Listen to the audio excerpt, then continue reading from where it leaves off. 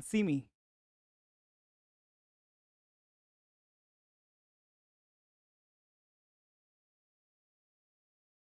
We have assembled here to discuss the mains paper of this year ethics. We will do this in two sessions. Today will be the first session, and we will try to cover section A. And in the next session, we will take up the case studies of the mains paper. So, without any dilly dally, we'll get started with the first question of the paper straight away. The first question, as you can you see the question on your screen?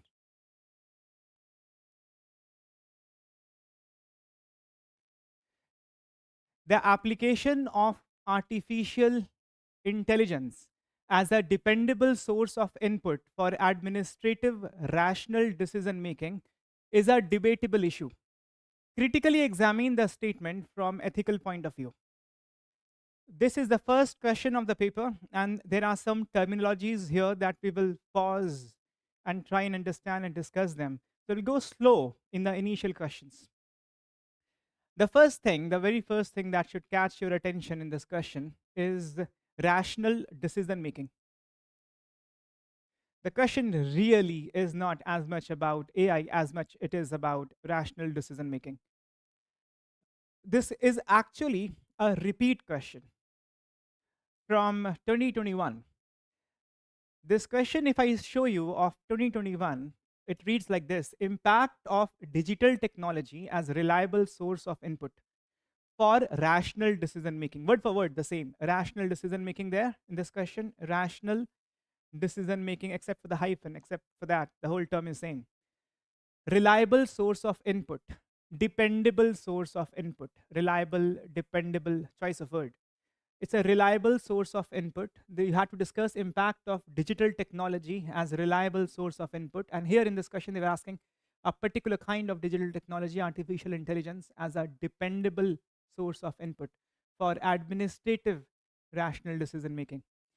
So this is actually a repeat question from 2021, and they have asked the influence of technology in decision making, and to have to critically discuss their role in rational decision making.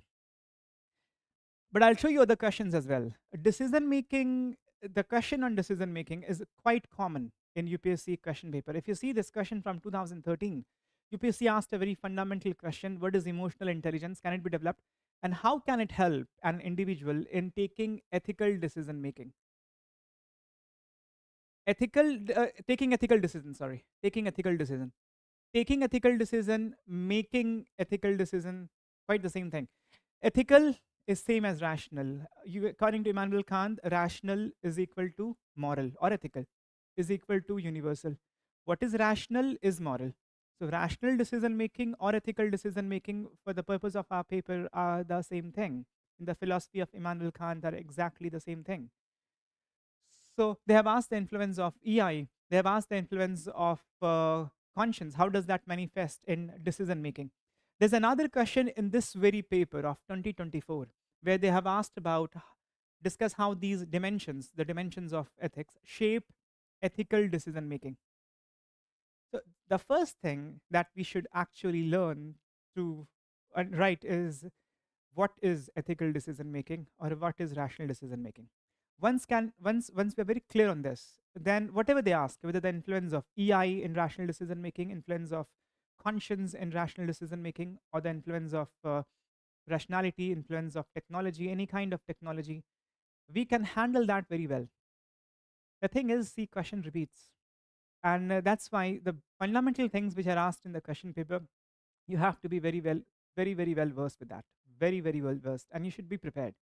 Most of the questions I am going to prove you are repeat questions from recent times. They are sometime almost verbatim repeat, and many a times the ideas they repeat. Paper is very easy. Ethics paper is damn easy if you really have prepared according to the exam. So this is one thing. Rational decision making is a common theme. So we will get to what is rational decision making. I'm giving you 4 stages of decision making, and this you have to understand. Previously, those who have attended the QIP classes and the foundation class will know very well this is part of our course, and we did this in this time QIP as well. But I'm assuming that you may not have studied from me, so I'll take things from the basic. Rational decision making, or any kind of decision making ought to be rational. decision making ought to be ethical. It should have 4 stages. Once you understand what is the problem in your hand, after that, you have to collect the data regarding the problem. Collection of data depends upon your sensitivity, how sensitive, how perceptible you are. Moral sensitivity, empathy, and EI that decides your capacity to collect the data. You could be ethically blind and you may not perceive what's happening around. So, in that case, you will not be able to even collect the data. Forget about analyzing it and coming to a decision and then implementing the decision. Rational decision making will, any kind of decision making, financial decision making, any decision making will first require the inputs. So, in this scenario, we have to take the inputs. And what helps us in taking the inputs is our moral sensitivity. Once you have taken the input, then you have to make sense of what you have sensed from the moral surrounding. So, in order to make sense of the sense, there are 3 things broadly that we have in our faculties. And UPSC has touched on all 3 of them in different questions in different years. Moral intuition is what they asked about last year. Moral intuition, moral reasoning, and conscience. These are required as a processor for what we have sensed. Moral intuition is like the initial judgment that you have on the data that you have taken.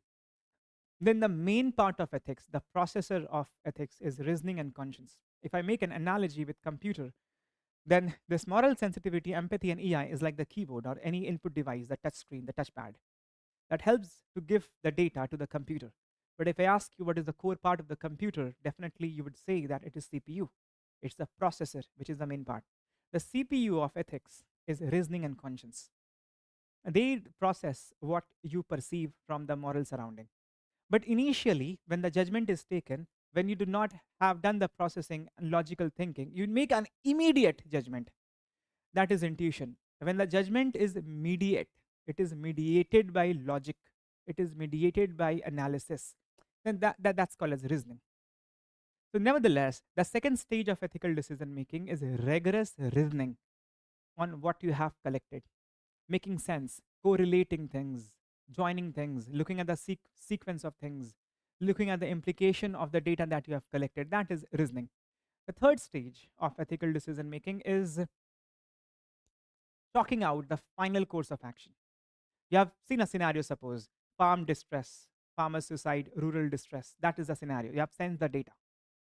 So you do understand the aspirations and the suffering, poverty level, unemployment in the rural region for farmers particularly. So that depends upon how sensitive you are. You may not be able to gauge to that level the informations and different degree of suffering if you are not a sensitive person. You can see the per capita income and that is it. That is it for you. That could be the case. But how much will you look beyond per capita? How much will you look in the emotional suffering as well? That depends on your sensitivity. So if you haven't taken enough data, what will you analyze? Your reasoning will be rendered useless. If the computer is not given the input, what will it process? The processor is rendered useless if the input device is not working. So you have to have the input number 1, you have to process the input number 2, and once you have processed, once you have analyzed the situation, once you have evaluated the merits and demerits, you have to come to a concrete conclusion. You have to chalk out the final course of action, what should be done in the scenario, choosing the most moral course of action. That is step 3. And that that quality to choose the most moral course of action that will be proven in time to be right is wisdom. And once whatever you have decided upon, you have to implement it. There'll be many hurdles while implementation, especially in developing countries. There are a lot of problem of financial limitations. There are problems of political corruption. There are problems of non-cooperation many a times with people, absence of trust, etc. There are geographical difficulties, lack of infrastructure, lack of funding. There are many problems. Whatever you have decided upon, you have to use imagination, innovation, creativity to overcome those barriers and finally implement them. And in the process, you have to develop moral coherence. You have analyzed the whole scenario. Now you're the enlightened one. You understand the problem. You also have the motivation to solve the problem. Others in the team may not still be there. It will be your leadership, your communication skill, your persuasion skill to bring others on the moral path that will develop moral coherence and that will solve the problem finally when people come together. So these are the 4 steps. Any question they ask on EI or conscience or technology, we have to analyze decision making from the perspective of these four steps. UPSC has asked on each one of them. They have asked on sensitivity, they have asked on intuition and reasoning, on conscience, on wisdom, imagination, leadership. They have asked on each one of them in different years. I'll just show you some question. See, this question of 2015, they have asked a mere compliance with law is not enough. The public servant also has to have well developed sensibility to ethical issues for effective discharge of duties. Sensibility, I'm using the word sensitivity, quite the same thing. Quite the same thing. Sensibility or sensitivity. This is a question on sensitivity. This is a question on intuition and reasoning. There are other questions. I'm just showing some of them. They have asked multiple times the question on conscience. How does it manifest in public domain? In 2022, they have asked question of wisdom, on wisdom.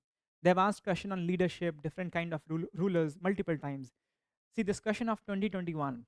Beside domain knowledge, a public official needs innovativeness and creativity of high order as well, while resolving the ethical dilemmas. Imagination, innovation, creativity, they have touched on all stages of decision making.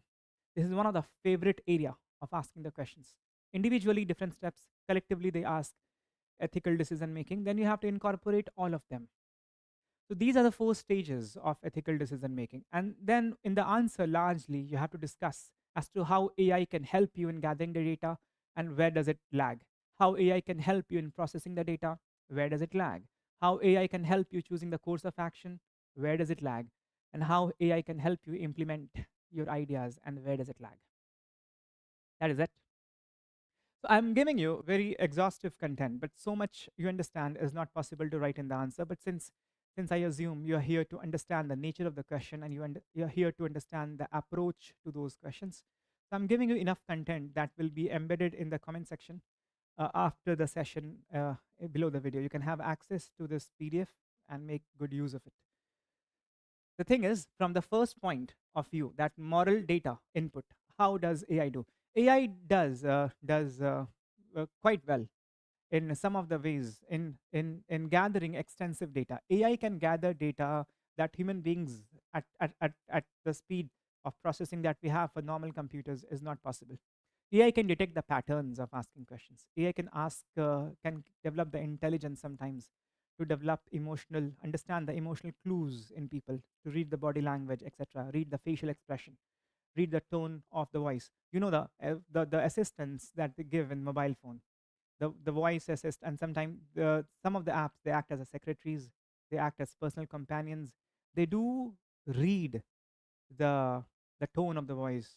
They do read the pronunciation, enunciation. Based upon that, they detect the mood, they detect the state of health, the stress level, and those things are reality. That is artificial intelligence. Collection of data can be very effective, both at the level of intensity and at the level of scale.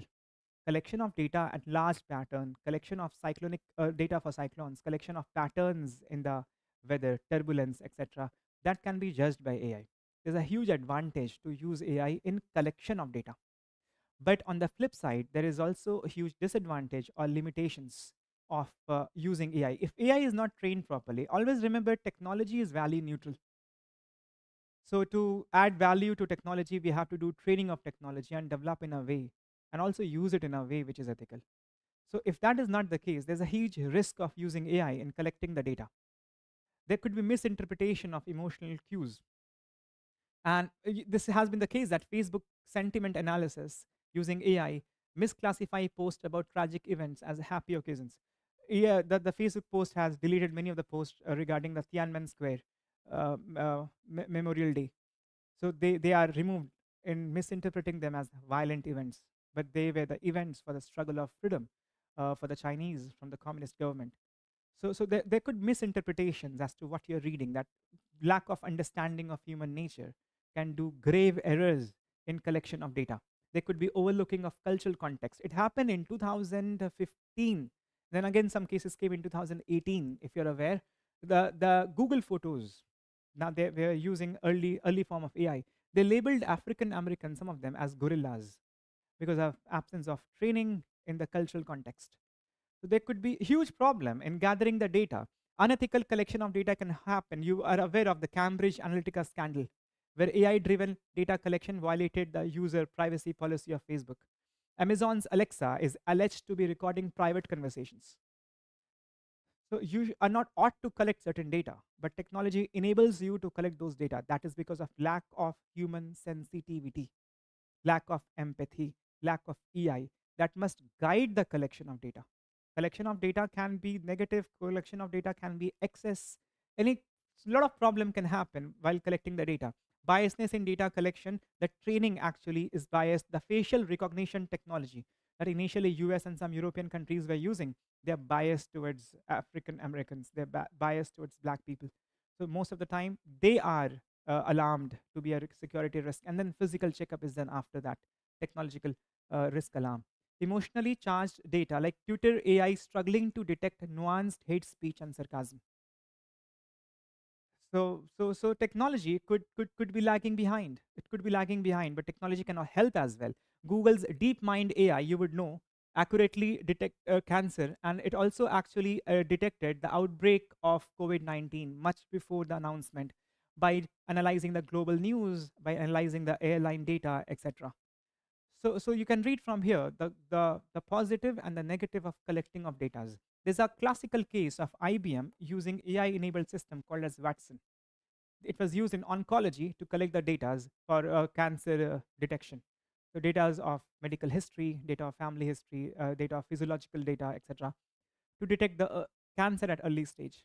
Now, this was seen to be a groundbreaking technology, but most of the hospitals that implemented Watson initially in 2018, they stopped using it. The problem was that the cultural sensitivity and the emotional support while treatment of cancer was not provided by the technology. And that is a huge disadvantage. The psychological uh, phenomena is a huge thing in medical treatment. An absence of sensitivity while treating the patient could actually misfire or backfire. So you can collect some of the content from here. Basically, it's just a line or two that you will write concerning moral sensitivity. But I'm giving you many examples that you can add to your notes and use them subsequently when you write full-fledged answers and write tests. That's first stage. There is a problem with AI. There's advantage, but there's also a lot of problem. And the second stage of reasoning, you have to really understand what reason is. Reason is not cold logic. Reason is not relating A with B. Reason is not just 1 plus 1 is 2. That is not reason. Reasoning, moral reasoning is coming to an ethical decision, is coming to a conclusion. But you come to conclusion using emotions as well. According to Martha Nussbaum, the emotions and sentiments, they are the foundation of ethical judgment. Using reasoning, we have to come to judgment. And in fourth chapter of your syllabus, in emotional intelligence, we are taught that emotion informs reason, and reason also informs emotion. To explain it simply for the students who haven't studied from me earlier, to explain it simply, I would tell you that a software works with two things.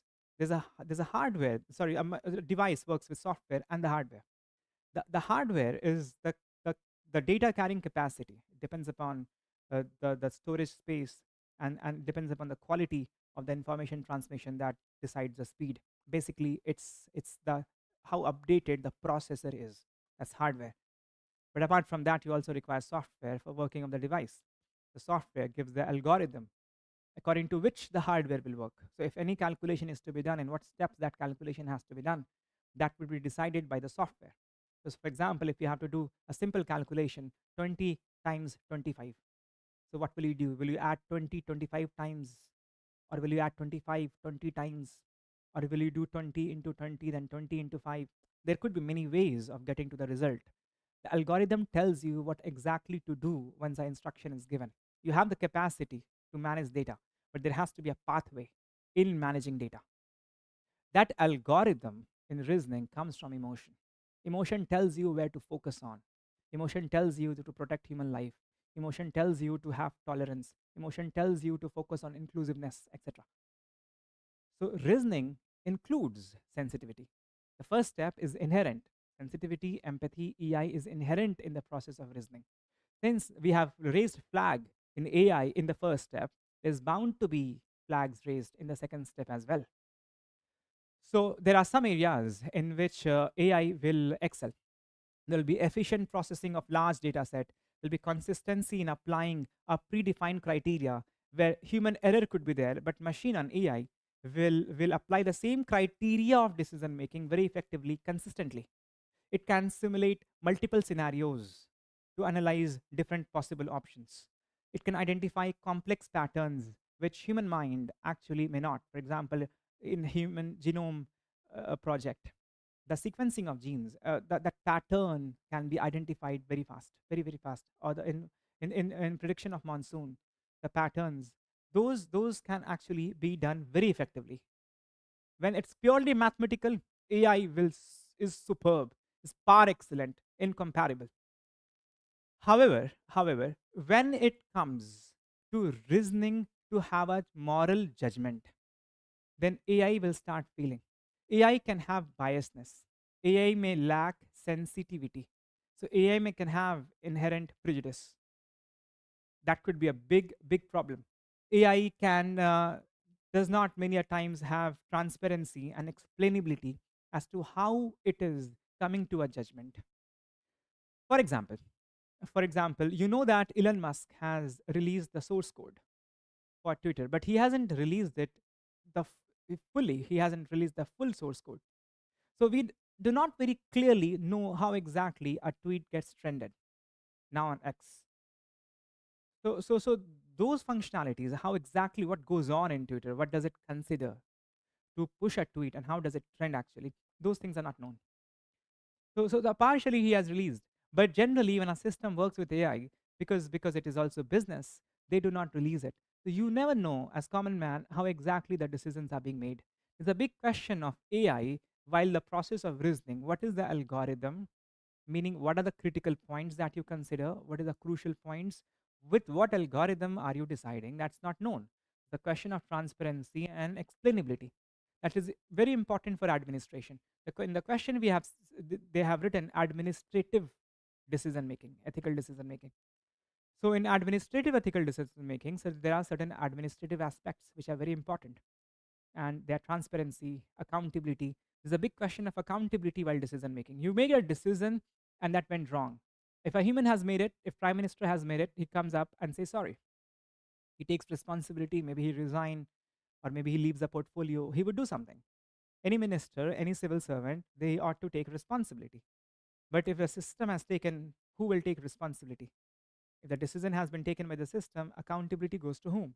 There's a huge question in that. So while decision making can happen, there's a question of accountability, there's a question of impartiality and fairness. You understand that we do not always follow rule of law. We do not always follow the law as it is on every people. Fairness says that the benefit and burden must be equitably distributed. So more burdened people must, who are already burdened, must be less burdened by the laws. For example, taxation policies. We follow progressive taxation policies. Whoever do not pay tax below a level, lower threshold, you do not have to pay tax. And that too, there's a progressive system of taxation. The people who are already burdened must not be burdened more. That's the idea of fairness. So, but you're low on sensitive. Human sensitivity cannot come in machines. It cannot come in AI. So, in decision making, in rational decision making, in ethical decision making must be just. Making must be fair. But these are the things that depends on our sensitivity in order to understand different condition for different people, and then deciding accordingly to what degree different laws will apply. So you are in no position actually very comfortably to take just decision or fair decision if you do not have sensitivity. So if there's a problem in sensitivity, there'll be problem at the level of rationality as well. But then there are many cases you read from here. I've put an example where cases of rational decision making by AI has gone wrong, whether in judiciary in awarding the punishment. Sometime, in district courts of US, they have used it as a pilot project. Compass, this is an AI in the US courts that recommend. It was seen that it recommends harsher punishment to certain age group or certain races, and that is the inherent biasness. That is not a rational decision making. That is not fair on the part of the system. It doesn't have sensitivity. The sensitivity that a judge physically shows, then awarding punishment through AI will not have that. There will be a big question of fairness and impartiality in decision making, and that's very important for administration. The purpose of administration is to serve people. So the decision making of administration has to be according to these things. Problem, there is going to be a huge problem. There's going to be a problem at the level of choosing the most moral course of action, that is choosing your course of action that comes from wisdom. Wisdom comes from many things. Wisdom comes from experience, wisdom comes from knowledge, wisdom comes from your sensitivity as well. Wisdom can also come, it does also come from one very important thing, that is understanding of human nature. And that, as we understand, AI will not have, at least in the foreseeable future. The real understanding of human nature, the experience of pain, the experience of suffering, and connecting with other human beings, that AI cannot achieve. So, the real understanding of human nature, AI will never have. The really deciding the course of action that will be really moral, that AI may never be able to do. That is a problem with AI taking part in decision making, that too administrative decision making. And when it comes to the fourth stage, AI could do very well in imagination, innovation, and creativity, but AI is inherently limited in its leadership ability. AI cannot act as a role model. AI cannot inspire others like a human leader do. So the moral coherence, social reform, and bringing everybody on the moral path so that the idea gets implemented. Whatever you have decided in the decision making process, that gets implemented on ground. AI can't do that. So what is the benefit even if it makes theoretically good decisions? So the last leg, when that doesn't happen, then actually nothing happens. So there are serious limitations of AI being used in administrative decision making. So what is the way out? The way out is to have AI human collaboration. Use AI as a support, not as a replacement for human judgment. There should be diversity in the tech team that develops the AI based applications, so that the inherent biasness goes away and a proper training happens. Increase in the explainability. If possible, release the source code. There should be regular audit for AI system for any kind of bias, and so on and so forth. These are the considerations that you can have in order to use AI. Nevertheless, technology moves only in one direction. Technologies are never rolled back. We have to adopt to the technology. When we adapt it, it also have to be adopted. In administration, when we adopt it, it also have to be adapted. In administration, certain things are very important, like accountability is extremely important. Power comes with accountability. Impartiality, justice, and fairness are extremely important because administration exists for welfare of all. That means administration has to ensure public interest. So the thing is that AI has inherent limitations. It can never replace human being in judgment. This was a very important question. I would say it was a repeat question.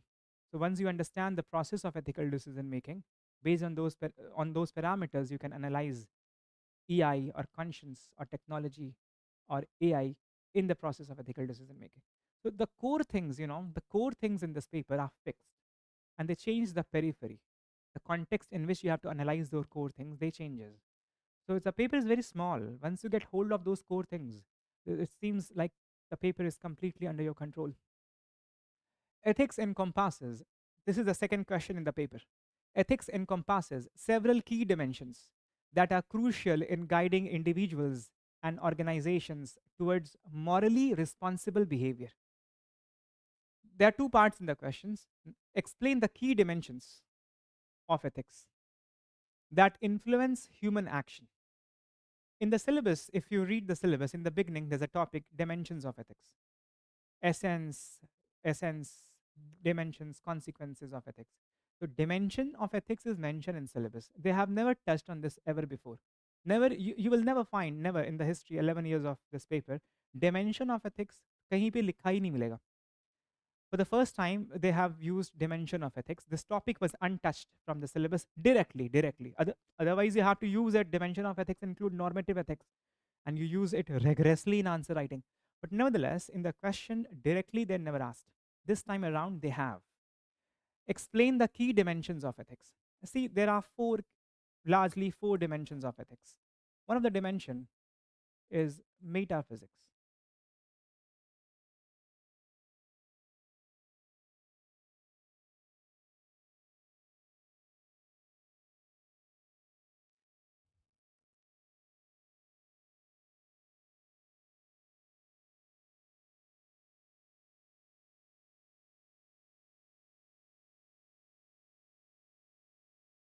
Metaphysics is a term given to us by Aristotle.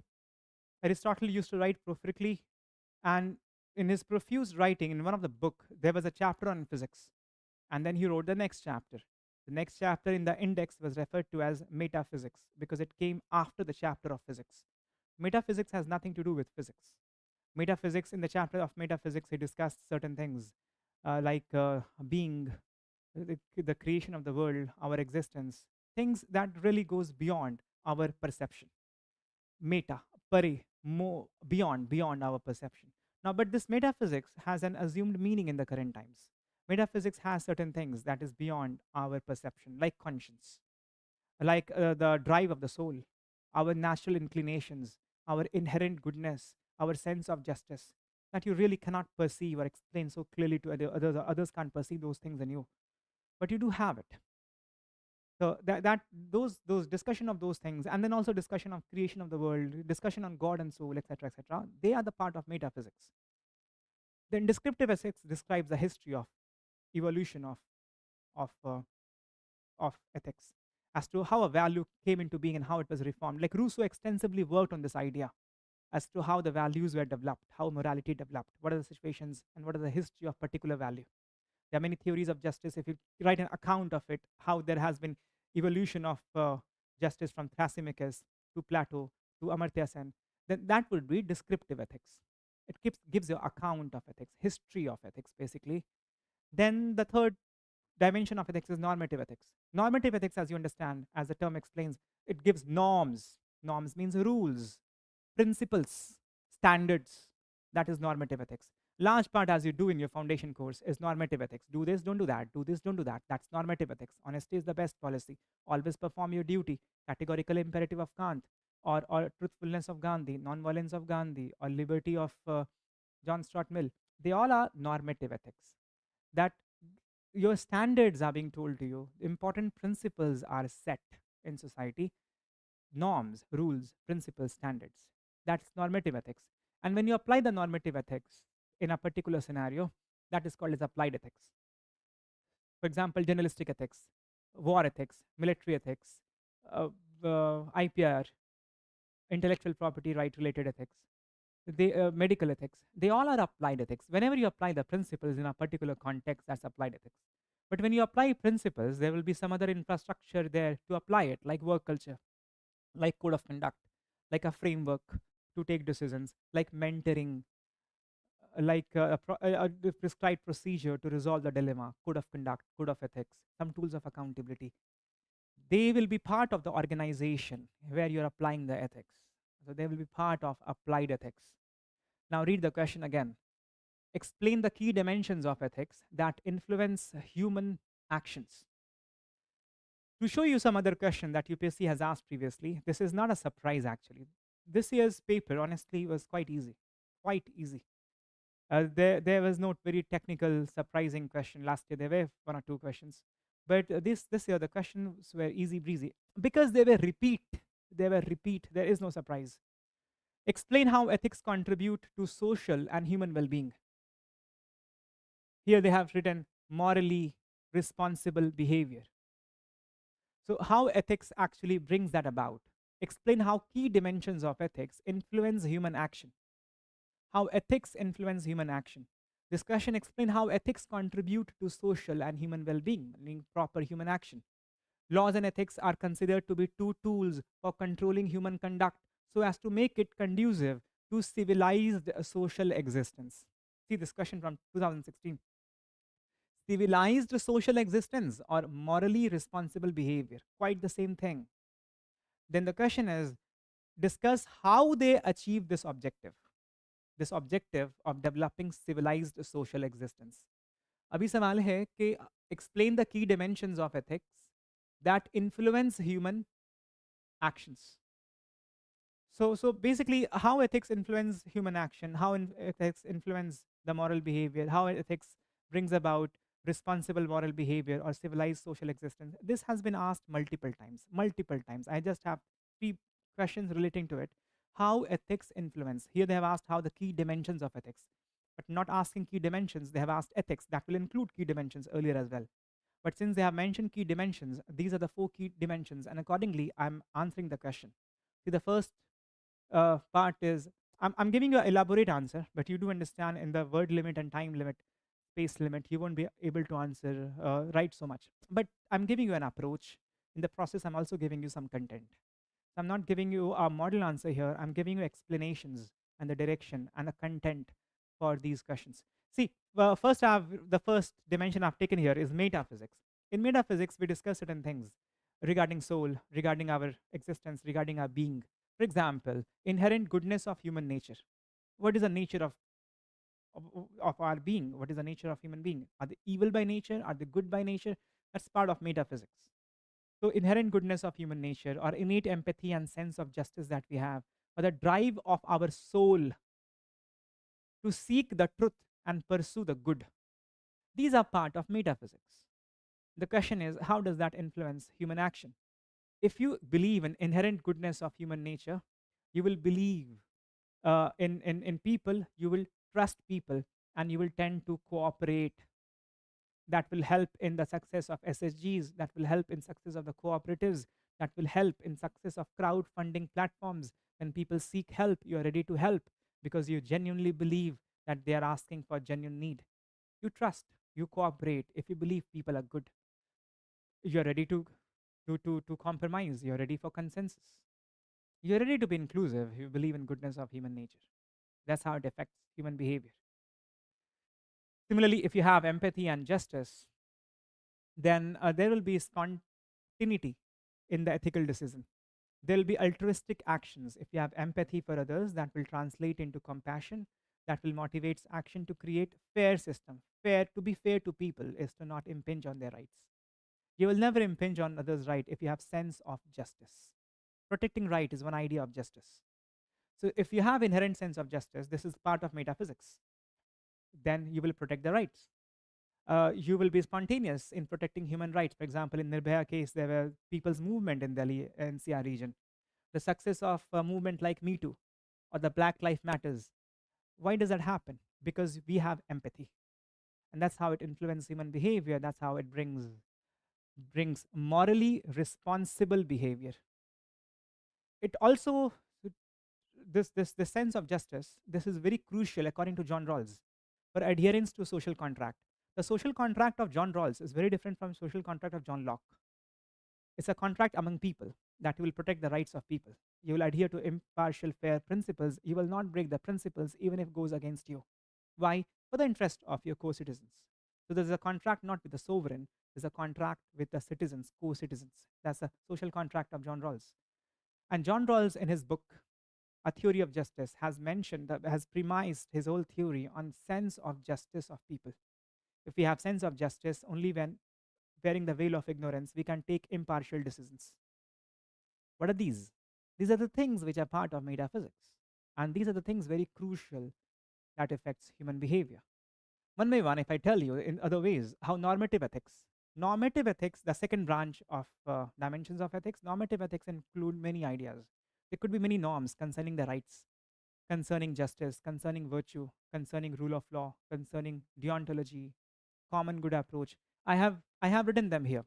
If you have done the foundation course anywhere of ethics, integrity, aptitude, you'll be aware.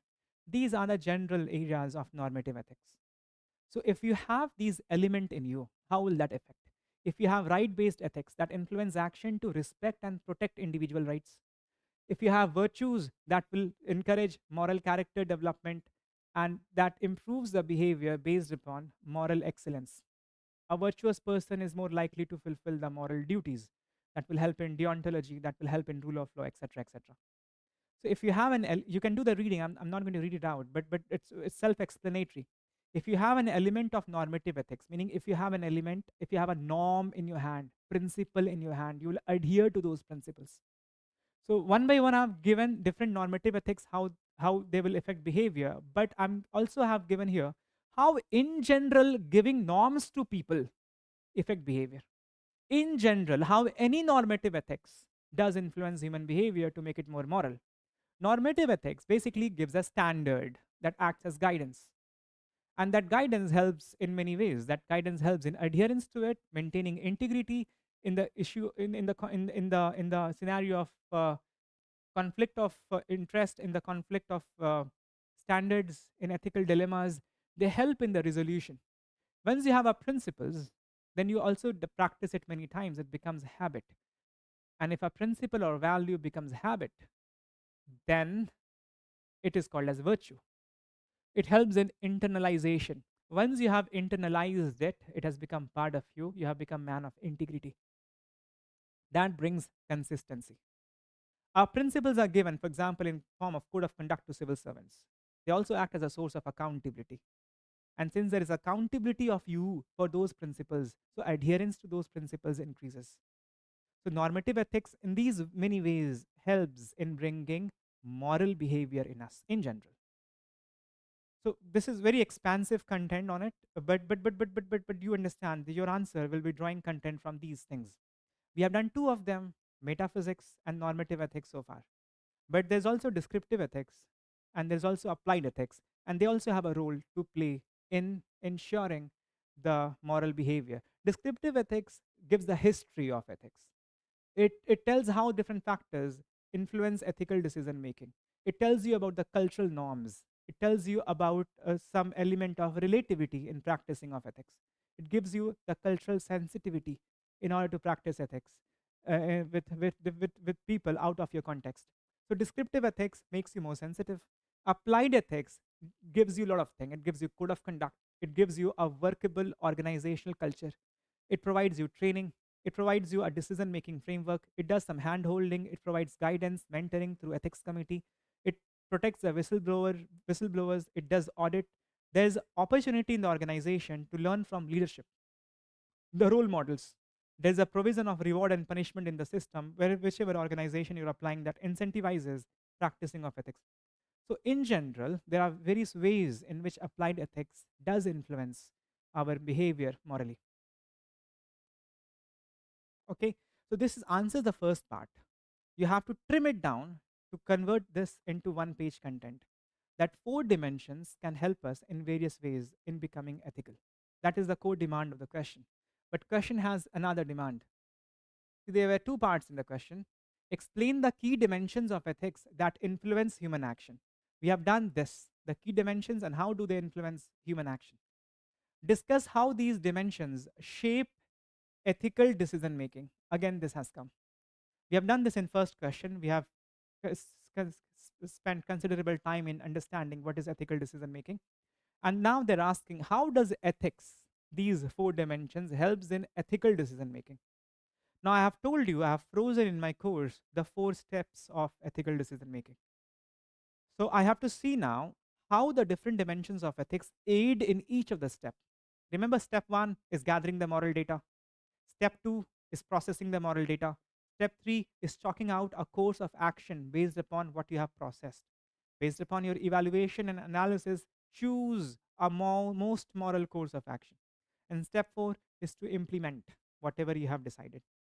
So all the question is asking you how ethics helps in the 4 steps of decision making. That is it.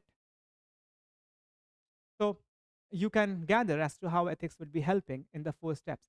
For collection of moral data, meta ethics can help in various ways. Belief in inherent goodness of human nature makes you more sensitive to people. If you have sense of justice, then you will go at length actually to resolve the issues and collect the data painstakingly, and you can seep down and gauge the level of suffering of people beyond the calories, beyond the per capita income. So in collection of data, you can become more sensitive if you have sense of justice. In collection of data, you can become more sensitive if you have innate empathy in you.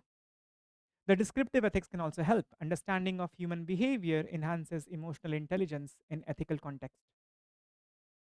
Understanding of human behavior from the history of evolution of ethics can develop emotional intelligence in you.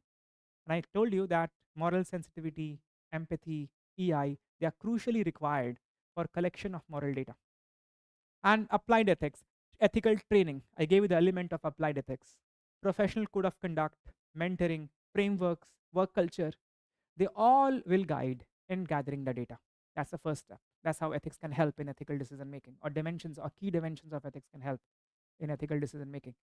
The second step is processing of moral data.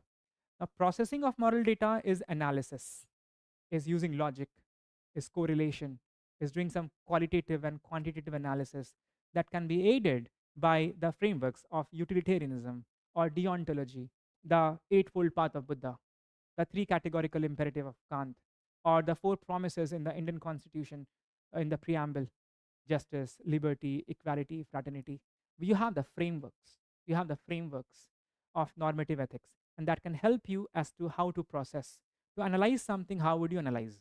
For example, if you have an issue of subsidy, you can look at it from the matter of justice, from the point of view of liberty, from the point of view of equality, also from the point of view of liberty, of fraternity. So, issue of subsidies, issue of reservation, issue of affirmative action of the state, special provision for women, children, aged people. You can analyze any issue from these perspectives. So normative ethics give you the principles, the frameworks to work things out.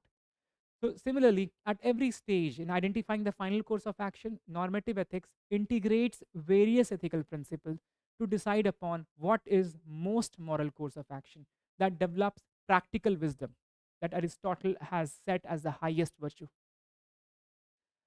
Similarly, for implementing of the course of action, at the level of implementation, you require imagination. And empathy is the fuel of imagination. You imagine things and ideas comes vivid in your mind to solve the problem of others because you really want to solve the problem of others because you really feel the pain of others. Empathy, if you feel the pain, you are ready to solve the pain, and then ideas will come in your mind to solve the pain.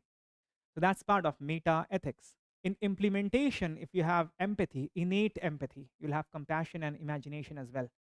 If you have the idea of impartiality or normative ethics, of like dedication, like leadership, you will implement the idea with spirit of service. You will implement the idea with courage. You will implement the idea with persuasion, patience.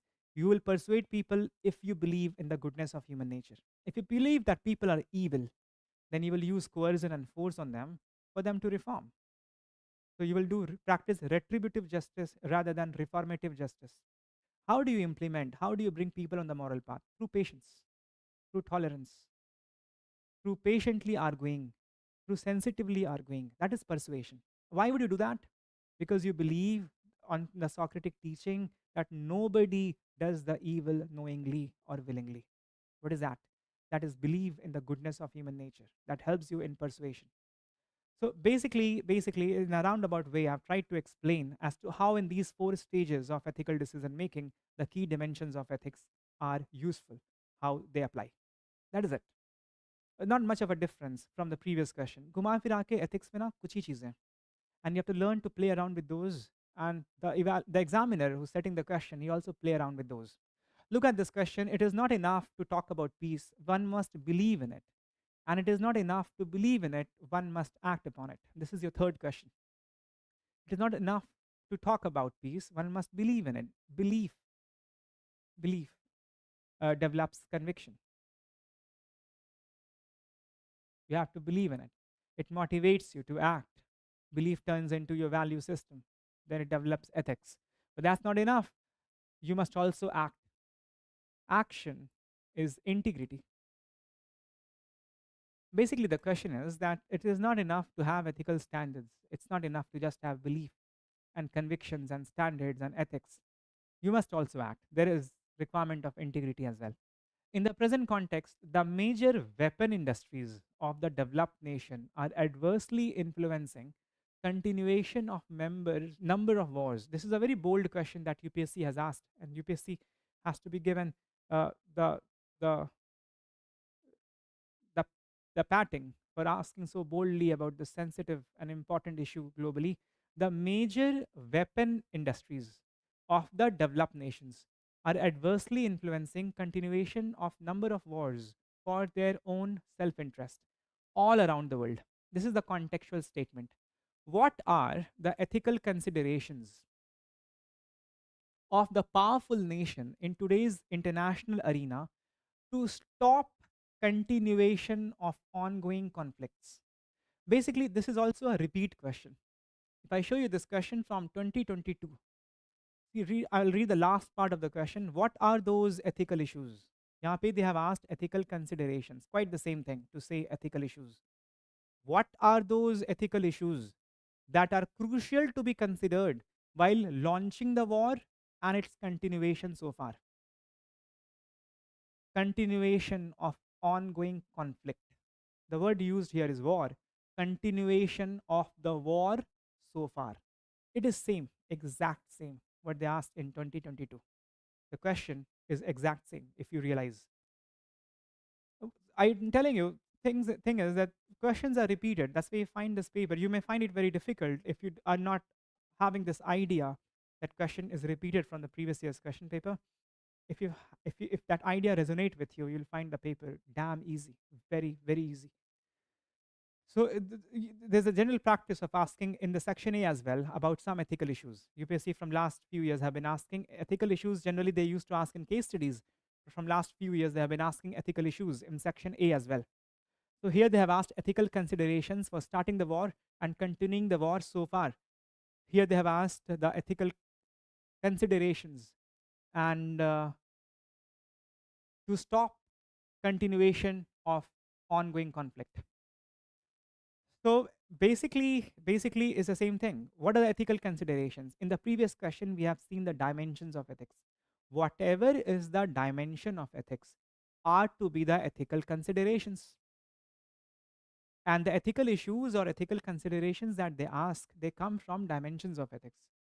It could be meta ethics, it could be descriptive ethics, and largely what we use is normative ethics. Anything that ethics prescribe as norms must be considered. That would be the ethical consideration. What else will be the ethical consideration? The norms of ethics will be the ethical consideration. So, on what consideration the war or the conflict must stop? Stop continuation of ongoing conflict. It's a simple question. What are the to be considered important issues ethically, standards ethically to stop the war? That is it. Basically, it's a simple question of normative ethics or the key dimensions of ethics. Ethical considerations could be any normative ethics. Normative ethics could be utilitarianism. It could be deontology, duty-based ethics. It could be virtue. It could be social contract. It could be rule of law. It could be care ethics.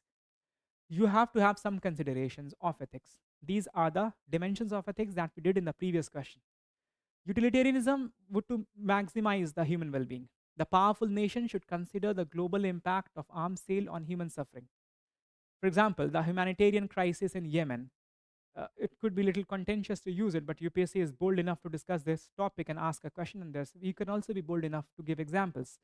The humanitarian crisis in Yemen was exacerbated by Western arms sale to Saudi Arabia. And then Saudi Arabia was using the arm to curb the certain sectarian forces, or according to US, the sectarian forces in Yemen were not supporting of Saudi Arabia policies. So that's not utilitarianism. When you're doing an economic activity, you have to see whether that is bringing overall welfare to human well-being. When you do the exchange, the money exchange hands, of course, that results in welfare of your company indirectly to your country. But that doesn't do very well in developing nations or in the conflict zone. So utilitarianism would look for overall well-being of the greatest number. These considerations should be there in dealing with the arms trade. Deontology, action should be guided by moral duties. The study of duty is deontology. And there should be certain things to be done regardless of the consequence. For example, Sweden strict arm export control based on human rights considerations.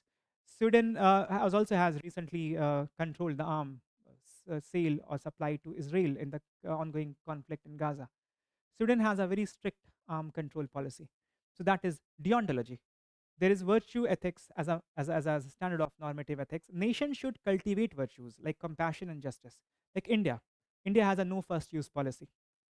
So India has a soft power. India has a very responsible power. So India has used arms very responsibly. That is an important consideration in arms trade. Costa Rica, you would know, has abolished its military and for the promotion of peaceful diplomacy. So there is no standing military in Costa Rica. They have no zero military budget. Japan initially also had that after World War II, but that is changing now. Social contract, the idea of social contract initially of Thomas Hobbes was with the sovereign, also in John Locke. But things change with Rousseau and with John Rawls. It's not actually with the sovereign, it's with the people. And social contract theory is also discussed in the international relation in many of the philosophies. And the contract is with all people, it's with global population, with whole of humanity. So the consideration of social contract must also be there to stop the ongoing war, obligation derived from the societal agreement. For example, the United Nations Charter as a global social contract for peace. We can talk of rule of law as an important consideration. The Arms Trade Treaty of 2013 aiming to regulate international arms transfer. You can talk of care ethics as part of normative ethics. There are two good examples in this context that I'm giving you. Norway engaged in peace mediation effort. You know that, like other countries, like Switzerland, like sometime Oman, many a times Qatar. And you would know Finland has facilitated the peace talks between the North Korea and the United States. That is care ethics. These are the important considerations of ethics. Basically, these are normative ethics. And you have to layer up the current phenomena in the core structure of ethics. That's how the questions are asked. Basically, all the questions are applied ethics. When you apply a principle in a particular context, that becomes applied ethics. And the questions, this discussion is trying to apply normative ethics in the conflict zone. So the question is discussing of an applied ethics, ethics of war. So these are the important considerations that the developed nation must have. You have to give some prescription also in the question, in the answer, as to how to apply these standards in in dealing with the conflict and stopping the war by the developed countries. There should be conflict resolution and mediation process. The economic alternatives to arms trade. For example, Japan post World War II focused on consumer electronics instead of military equipment production. This is important to get rid of this problem. Humanitarian aid and post conflict reconstruction should happen as the Marshall Plan. And I don't know whether they will have the similar plan for the reconstruction of Gaza once the conflict is over. Strengthening international institutions like the International Criminal Court and peaceful promotion of promotion of peace, or promoting the peace education. For example, UNESCO has Education for Peace and Sustainable Development Program. So you can give some prescription as to how this ethical consideration will actually practically be adopted by the developed countries and powerful countries. So those are the three questions we have done. Do you have any question at this stage?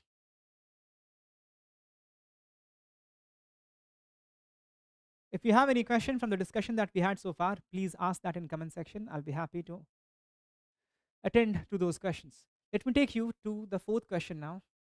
Global warming and climate change are the outcomes of human greed in the name of development, indicating the direction in which extinction of organism, including human being, is heading towards loss of life on Earth.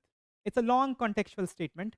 The real question is, how do you put an end to this to protect life and bring equilibrium between society and the environment?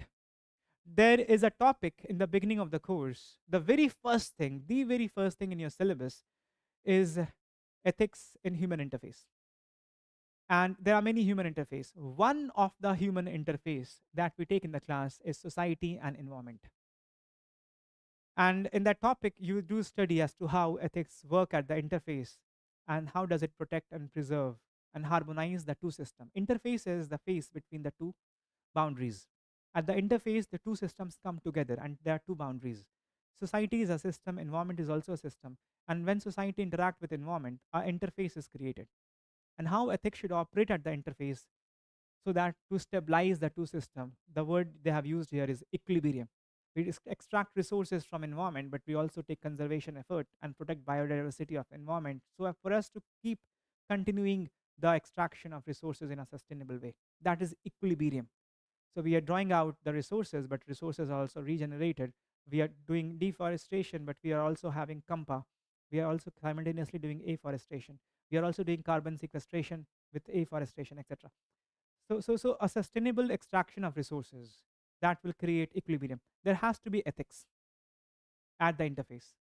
And ethics fundamentally begins with standards and principles. So, to develop equilibrium, fundamentally what you have is environmental ethics. If you have environmental ethics, including the principles of respect for nature's intrinsic value, intergenerational equity, etc. For example, the instance of environmental ethics are many, but constitutional amendment that inserted Article 48A for environmental protection. That is one example of inculcation of environmental ethics in the Constitution of India explicitly. This Earth Charter initiative. Environmental ethics has to be in place if there has to be harmony between the two systems of society and the environment. And environmental ethics is also a branch of ethics, dimension of ethics under applied ethics. Under applied ethics, we can apply ethics in any scenario. Remember, so environmental ethics is part of applied ethics. So once environmental ethics is in place, standards are known, and then there's environmental education to aware people for environmental ethics. Then we require certain procedures, administrative, political, social, financial procedures to implement those standards. And that is how you are going to stabilize the system. So there are examples and there are principles of these subheadings, but I'll not read them out. It will be a good read if you do it out yourself. But first of all, you need standard. You require inculcation of those standards. So apart from environmental ethics, you require environmental education. And then you require procedures to implement them. There has to be green policies and legislations. And there are multiplicity of things you have done in your environment section in GS3 regarding the green policies, the precautionary principle or environmental impact assessment or COMPA or compensatory afforestation that you know of. There are multiplicity of green policies like the target to have electric vehicles. It's also part of green policies, or hydrogen vehicles. It's also part of green policies, or lithium ion batteries which are more efficient, less polluting. That is also part of green policy. You know that. You know that. So accordingly, these things should be in place. Sustainable technology should be in place. Ecosystem-based management, holistic approach, participatory environmental governance. And there's very good examples of joint forest management program, maintenance of people's registry in the Biodiversity Conservation Act of 2002, social impact assessment, environmental impact assessment, TKDL you must be aware of, the digital library of traditional knowledge. That is also jointly managed, or Aarhus Convention on Access to Environmental Information. So that's the same idea that we have in TKDL, Traditional Knowledge Digital Library. So participatory environmental governance, all these are to strengthen the implementation of environmental ethics, green economy initiatives or environmental justice, sustainable urban planning, ethical consumption. These days when you take the flight tickets, they give you the carbon rating of it. They give you the carbon rating depending upon how much of consumption of fuels because of efficient system they have achieved. So star rating, for example, if you buy the equipment, star rating, that is how efficient the equipment is in converting the electrical energy into mechanical energy, or light or heat, etc. So that is ethical consumption. So so all these are basically the procedures to implement the standards. And when you implement a standard in a particular context, that is applied ethics. So this is a special case of applied ethics where we are talking of environmental ethics, and that will stabilize the system.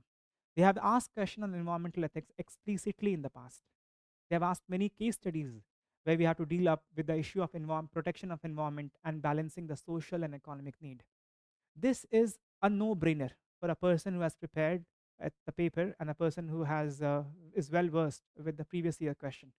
This is a very straightforward, simple, basic level question to balance environment and society. Now we come to a very interesting part of the paper. This is we have done 1A, 1B, 2A, 2B. This is question number 3. This is 3A, and it has 3 quotations. And basically they ask that what do you understand with the following quotations in the present context?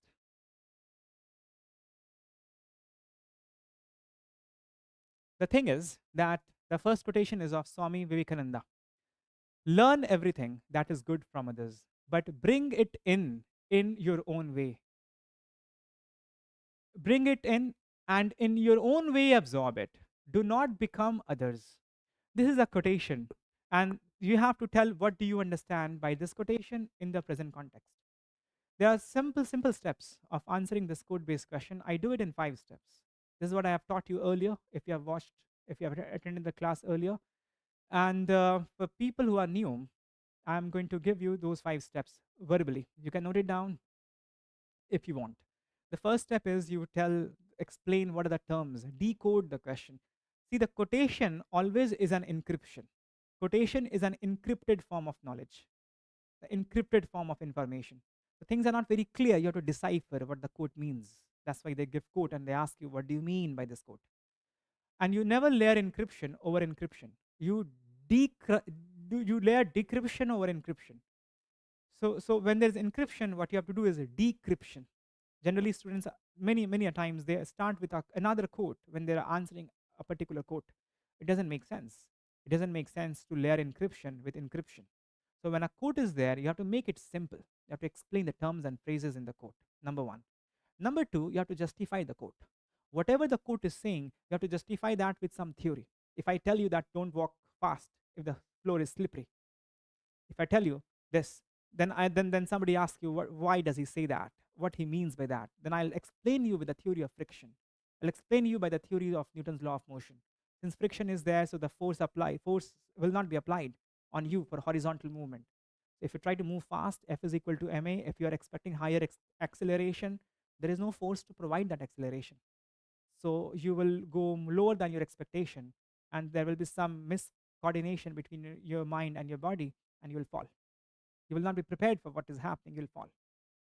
So what he said, I explained by a theory, correct? So that's what you have to do in the second step. Whatever is written here, you have to explain by a theory. What Swamiji is saying, explain it with a particular theory of ethics that you have studied. That's step 2. Step 3 is give the present context. After so much of explanation of the term and overall explanation of the quote, you have to tell what is the significance of this quote in the present context. Step 3. Step 4 is you add some complementary point to the quote. A quote can never be complete in its meaning. जो कुछ भी बोला जा रहा है, जो कुछ भी कोई समझा रहा है, वो complete हो ही नहीं सकता in a sentence. It is impossible to give absolute, eternal truth, complete truth in a line. There'll be something that will be missing. To find what is missing and add to it without contradicting the idea of the quote. That's step 4. Step 5 is to contradict the idea contextually. Because we have defended the quote, you can't not demolish the quote. You can't go take a 160-degree, 180-degree flip. We have justified the quote, we have added meaning to the quote, but contextually it may be wrong, although it applies by and large, but in certain scenario it doesn't apply. That is antithesis. That's 5th step. And the sixth step is to guide prescription. That so far you have explained, defended the quote. How does it implement in the real life? You have to give prescription as to how to implement the quote in real life. All right. So those are the 6 steps you keep in mind, and that's how I'll be taking up the answer to this. Learn. The first word here is learn. Learn, read, recite, seek knowledge.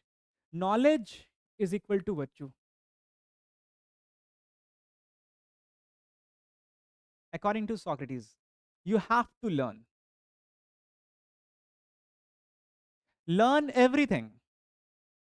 You have to learn everything. That shows that you have to be open-minded. You have to be hungry. You have to be thirsty for knowledge. You have to be inquisitive. You should be seeking the truth.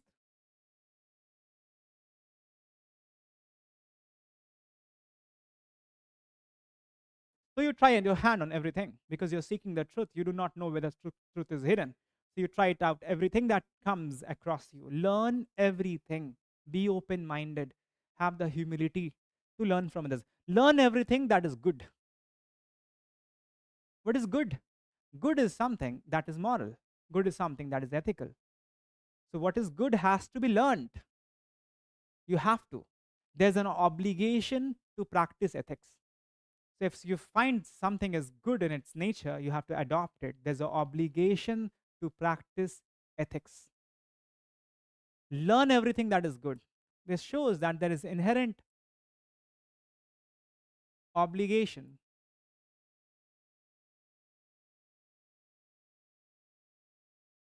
to practice ethics, and from others.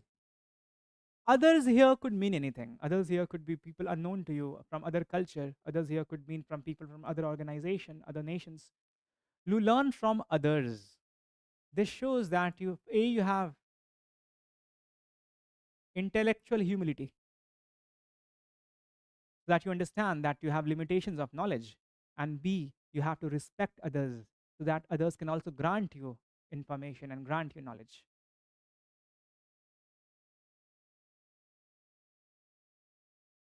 so that you can learn from others. So this small line, learn everything that is good from others, it means a lot. And if you wish, you can explain them term by term. Then it goes on, but bring it in, imbibe it, practice it, become virtuous in your own way. In your own way, absorb it. What does this mean? In your own way. We have done a question, we are yet to do, I think, on contextuality. And there are questions coming in this paper on this very idea that you have to bring it in your own way. Why in your own way? You have to bring it in your own way to preserve the authenticity of your living, to have an authentic life, so that you're not just copying. You can apply the principle looking at your context. You can maintain authenticity of your life, and you can maintain contextuality of the principles that you're bringing in. Do not become others. Preserve your originality. So this question basically, this quotation of Swamiji actually is what you do in society chapter. That you adopt other culture, but you preserve also the core part of your culture. So when there's globalization, then the other culture do come in, but the core values of Indian society do get preserved. So when you take something, a new technology or new idea from elsewhere, you have to adapt it. When you adopt a foreign idea, you have to adapt it to the local context. Ethics has three characteristics. Ethics is universal. So the good for you is same as good for me. Everybody has to follow that good. But ethics is also contextual despite being universal. You may practice the good in your own way. I will practice the good in my own way. So ethics is universal and contextual. And this quotation of Swamiji is focusing on the contextuality of ethics, not relativity. Relativity means that you follow some different principle, I would follow some other principle. Those principles are good for you, my principles are good for me. That's relativity. But this is not relativity. This is not relativity. This is contextuality. You take the same principles like freedom of speech and expression in European countries, in many of the Nordic nations are practiced to the extreme. Extreme freedom in writing things, in giving your speech. You can say, you can hurt sentiments, and you can freely write and freely speak. But in India, there are inherent restrictions on freedom of speech and expression. There are constitutional restrictions. There are restrictions by the court judgments. There are restrictions by the executive order. There are restrictions by social morality. You restrict from saying things that would hurt others' religious sentiment, because religion is an intricate part of Indian society, and there is huge diversity. So for the stability of the society, it is not permissible to hurt other sentiment. That's not also moral or rational. So the thing is that the principle of freedom of speech and expression is everywhere in on modern democracy, but it is not practiced to the same degree everywhere. So the thing is, ethics has to be universal. Ethics also has to be contextual. When we adopt something, we also have to adapt to our context. The significance of the word learn here, you have to learn, because if we do not learn, we do not grow. There is no moral development. There is no salvation of man without education, without knowledge. Knowledge is equal to virtue. Virtue is the source of happiness. Virtue is the source of salvation. So learn, read, seek knowledge, learn everything, have open mindedness, do continuous learning, do self actualization. As Aristotle has suggested, that we have to become the best version of ourselves. Learn everything. That is good. There's an idea of eclecticism. Eclecticism means that you choose from the given ideas, a plethora of ideas, the best ideas. For example, Indian Constitution, while it was being framed, it chose the best ideas from all other constitutions. What Indian Constitution makers did is called as eclecticism, selecting the best ideas from various sources. So learn everything that is good. There's an obligation for you to practice good, and you have to choose the good from everything, from others. There has to be an idea of cultural exchange and diversity, and you have to learn from others. You could be restricted in your own learning. That is intellectual humility. Bring it in and make it your own. Bring it in and in your own way absorb it. So there has to be adaptation and contextualization of principles. Mindlessly adopting a foreign model is not suggested. You do that in economy, do that in polity, you do that in society. Mindless adaptation of a foreign model doesn't work. So when you bring it in, do it in your own way. That is contextualization. It's a very important characteristic of ethics. There's another thing that it also adheres to the principle of autonomy, meaning you are free to decide. That is liberty. You can choose what to do, and you can do it in your own way. There is no imposition. You have obligation to follow the good, but you also have the freedom, liberty, using your wisdom to practice it in your own context. That is the principle of autonomy. And you have to also apply creativity, imagination, that we saw as the last stage of decision making in applying the knowledge, depending on the context. Do not become others. Have an authentic life, have an individual authenticity. That is the idea of existentialist philosophy. Be yourself. So those are the significance of the different terms in the quotation. You can either write on all of them or at least on some of them in the introduction. This is what is meant by the different terms. What is meant by the whole of quotation? By the whole of quotation, it means a lot of things. It actually explains the constructivist theory of learning, where individuals actively construct their understanding based on their experience and context. If you see the theory of knowledge of Aristotle, it is based on two things: perception and reason. You have to perceive things around, and then you have to apply reason to make sense of what you have perceived. So that's what Swamiji is also saying. Whatever comes in, bring it in your own way, applying your own wisdom, you're applying your own prudence. That is what is also suggested in the theory of knowledge of Aristotle. Perceive things around, but also apply reason. It's perception and reason both that leads to knowledge. And quote of Swami Vivekananda also taking a balanced approach to personal and cultural growth. When you bring it in other things, then culture becomes rich, of course. But when you do it in your own way, then individuality becomes rich. Authentic life becomes rich. And there has to be a balance in these two things. So basically, the quote is based upon learning, adaptation, and self realization. These are some core theories. So, step one, you explain the terms. Step two, you explain the whole quote using one or two theory. Those are the two steps of what do I understand by the quote. Then the third step is to give some current affair related significance. In the age of social media and information overload, actually we have to be a very conscious learner. And in the time of deepfake, in the time of fake news, you cannot bring it in everything without a judgment call, without application of mind, without reasoning, without consciousness. You can't allow to bring it in, come in everything. You can't bring it in everything. That's this idea of the quote, and that is very significant in the information overload, fake news, deepfake of current times. Maintaining cultural identity in a globalized world. That's also the context for the quote. It offers also a blueprint for innovation in business. You should not just take technology or copy technology. You should adapt and contextualize it depending upon the different needs, depending upon the different services that you're giving or different sections that you're catering to. That's the context. You can write one or two contexts. That's the third step of answering the code-based question. Then the thing is that there could be some complementary points. When you bring it in your own way, actually, there are certain things that code doesn't touch upon. So you have to add more to what's written in the code. Self-reflection, the importance of that, and the importance of critical thinking, the importance of reasoning, that is not not highlighted in the quote. I told you in one line, you cannot put eternal, absolute, complete truth. कुछ ना कुछ तो छूटेगा. And what you have to take your best of effort to is to write those things. After you have explained on the quote, write a little more than what appears in the quote. Always you have to take an extra effort. Extra effort in life is what counts.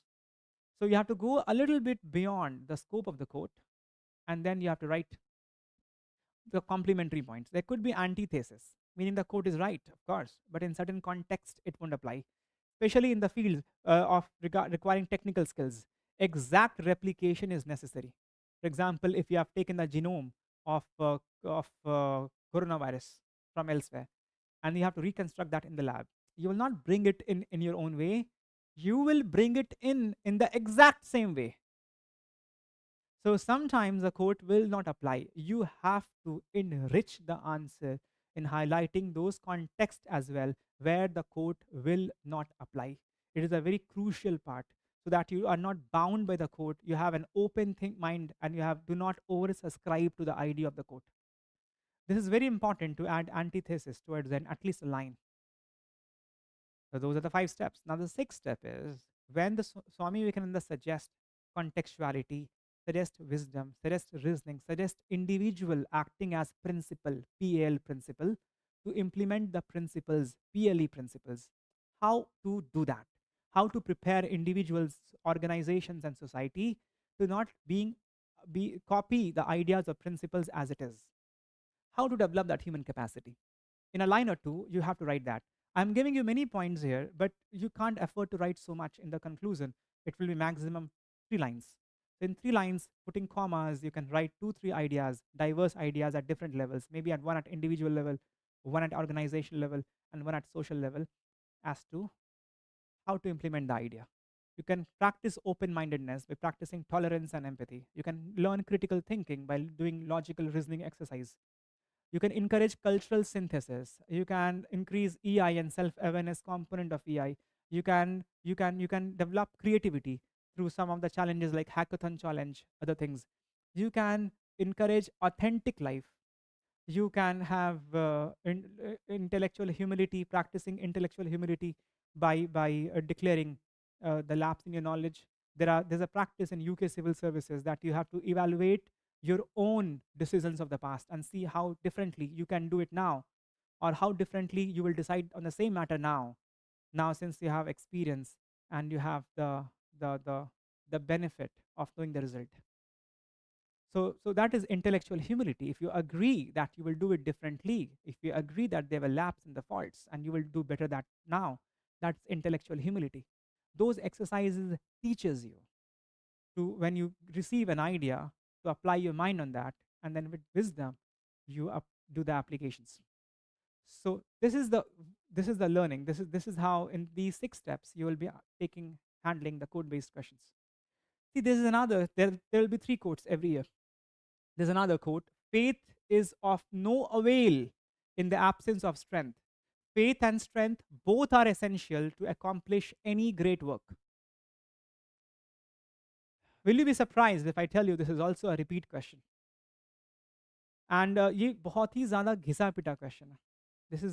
This is one of the most often asked question in the exam, in the question paper. Most often asked. Faith, you know what is faith? Faith is belief. Belief develops conviction.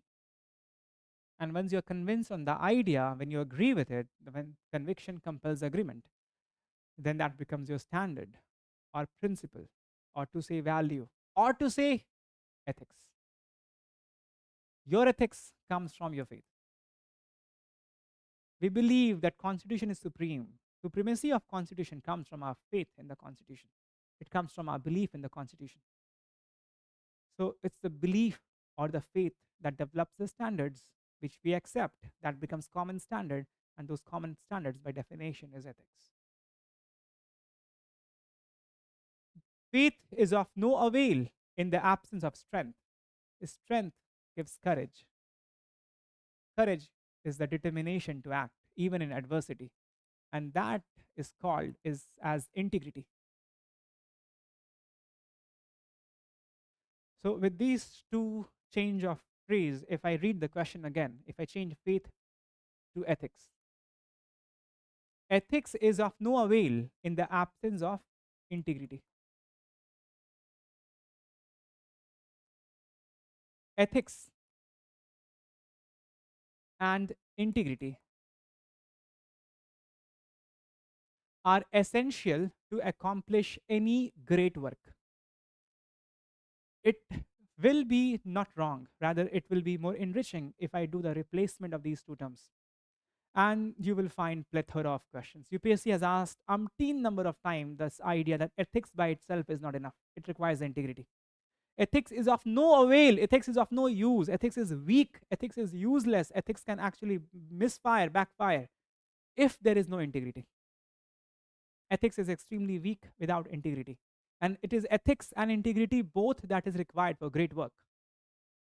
So basically, I've introduced the three terms, as I have told you, that which is the step one in answering the code-based question.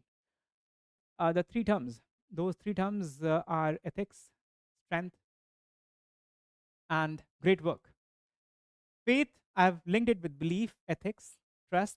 Strength, I've linked it with courage, conviction, integrity, and great work. Great, UPSC often has used the word great in the question paper. Great rulers, great leaders. Great would mean that is really catering to whole of humanity. The scale at which any work is taking place, good work, that make it great. So if you are practicing virtue, of course it's good. It is good because it is moral. It is great because it is for everybody. It is on large scale. So Sarvodaya, Udaya of all, development of all, that is great. Common good is great. Good of all, public good, public interest is great. Justice at human level is great. So you translate from good to great if you go on a larger scale. Great work, averaged great work with Sarvodaya, common good, public service, these are the three key terms or phrases in the question.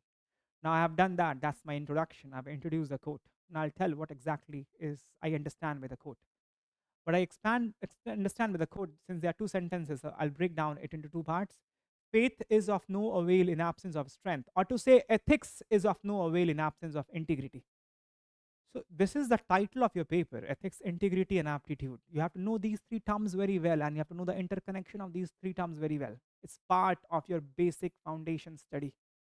So you just have to prove that without integrity, ethics will be weak. What is ethics? Ethics are standards and principles.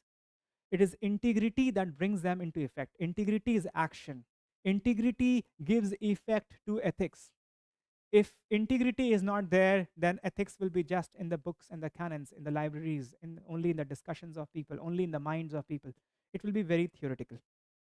As Socrates has said, that morality, ethics is practical science. It's not theoretical. What makes it practical from theoretical? That is integrity. So without ethics, integrity is very weak. It is theoretical. Many a times it will be useless. So ethics is of no avail without integrity. There is an idea of Aristotelian virtue ethics, and virtue means habitual values, things that have been come into our habit. Ethics is about knowledge of the good, and integrity is about habitually doing the good. So this philosophical idea also talks about integrity, and without integrity, ethics is of no avail. Whether you talk of Kantian deontology, it's one issue of being aware of your duty, and it's another to consistently fulfill your duty. To consistently fulfill your duty, even in adversity, never violate the principles, never violate your dutifulness. That is integrity. So, what protects ethics? Ethics is protected by integrity. Otherwise, in times of difficulty, in times of adversity, ethics will be compromised. So, in times of difficulty, ethics is of no avail. Ethics is protected by integrity. Ethics is expanded by integrity. Integrity expands the standards of ethics. Integrity grows ethics. Integrity is to be integrated in your principles, in your inner self. And if ethics, there are two, three ethics you understand, a build-up of values, there are multiplicity of values. So different values have to align with each other. They have to shape each other so that you have one coherent response in any situation from your personal ethics or from any other societal ethics or administrative ethics or constitutional ethics. So value alignment has to be there. So values are fused with one with the other. That is a job of integrity. Integrity expands the standards of ethics. Integrity, if there is no integrity, there'll be cognitive dissonance. If there's a gap between ethical knowledge and behavior. So ethics will burden you. It is said that ignorance is bliss. If you're ignorant, you are not aware of your duties. If you're not aware of right and wrong. In that case, there is no cognitive dissonance. There is no guilt for not doing things. There is no crisis of conscience. You'll be happy because you're ignorant. But if you have ethics, you are not ignorant. You're aware of right and wrong. You're aware of right standards. But now you're not acting. If you do not act, there's a gap between ethics and integrity. There'll be cognitive dissonance. So ethics is of no avail in absence of integrity. In various ways, I have proven this point that unequivocally that ethics is of no avail without integrity. That's first part of the quote. Using theories of the paper, I've answered that. Very basic, very, very basic. See, the second part of the quote is strength and integrity both are essential for great work. They both are essential because we have to have a shared moral vision, that is ethics, and commitment and dedication in execution. If you do not have a shared moral purpose, like of independent yet united India, the moral vision of Gandhi, or the shared moral vision of Dr. Ambedkar of classless society. So if you do not have that vision, then things are not going to work. You cannot have great work. But if you do not have commitment and dedication and spirit of service to implement that, as Dr. Ambedkar had, as Mahatma Gandhi had, as Sardar Patel had, as Nehru had, as Subhash Chandra Bose had, as Jyotirao Phule had, as Montek Singh Ahluwalia had, you have to have commitment. So you require both grand vision, grand ethical moral vision, a shared vision, and unwavering commitment. That is dedication, which is an element of integrity. You require both. You require both for great works. There has to be resolving ethical dilemmas. For great work, you have to deliver justice at large level. And to deliver justice, what is justice? That question is coming. They have asked a question on justice. Justice is giving people their due. And giving people their due, when you have to give everybody their due, you're bound to be caught in the conflict. Because different people can be claiming different kind of due. And it could be conflicting. One group's due could be conflicting at times with the due of other people. So when you have to deliver justice, you have to deal with ethical dilemmas. How to resolve ethical dilemma? With the standards. You have to learn to implement the standards. While resolving ethical dilemma, you require both. You require clarity of the standards, that's ethics, and you require harmony, you require unity, you require balance of the standards. And that is integrity. To integrate things one with the other, to sum things up together. So ethical dilemma, important part in dealing with diversity, justice delivery in diversity, that requires both. Similarly, ethical leadership, that requires both. Persuasion, you have to practice ethics, you have to become a role model, you have to express your character, and you have to be patient with people in persuading them, sensitively communicating with them. That is the element of integrity.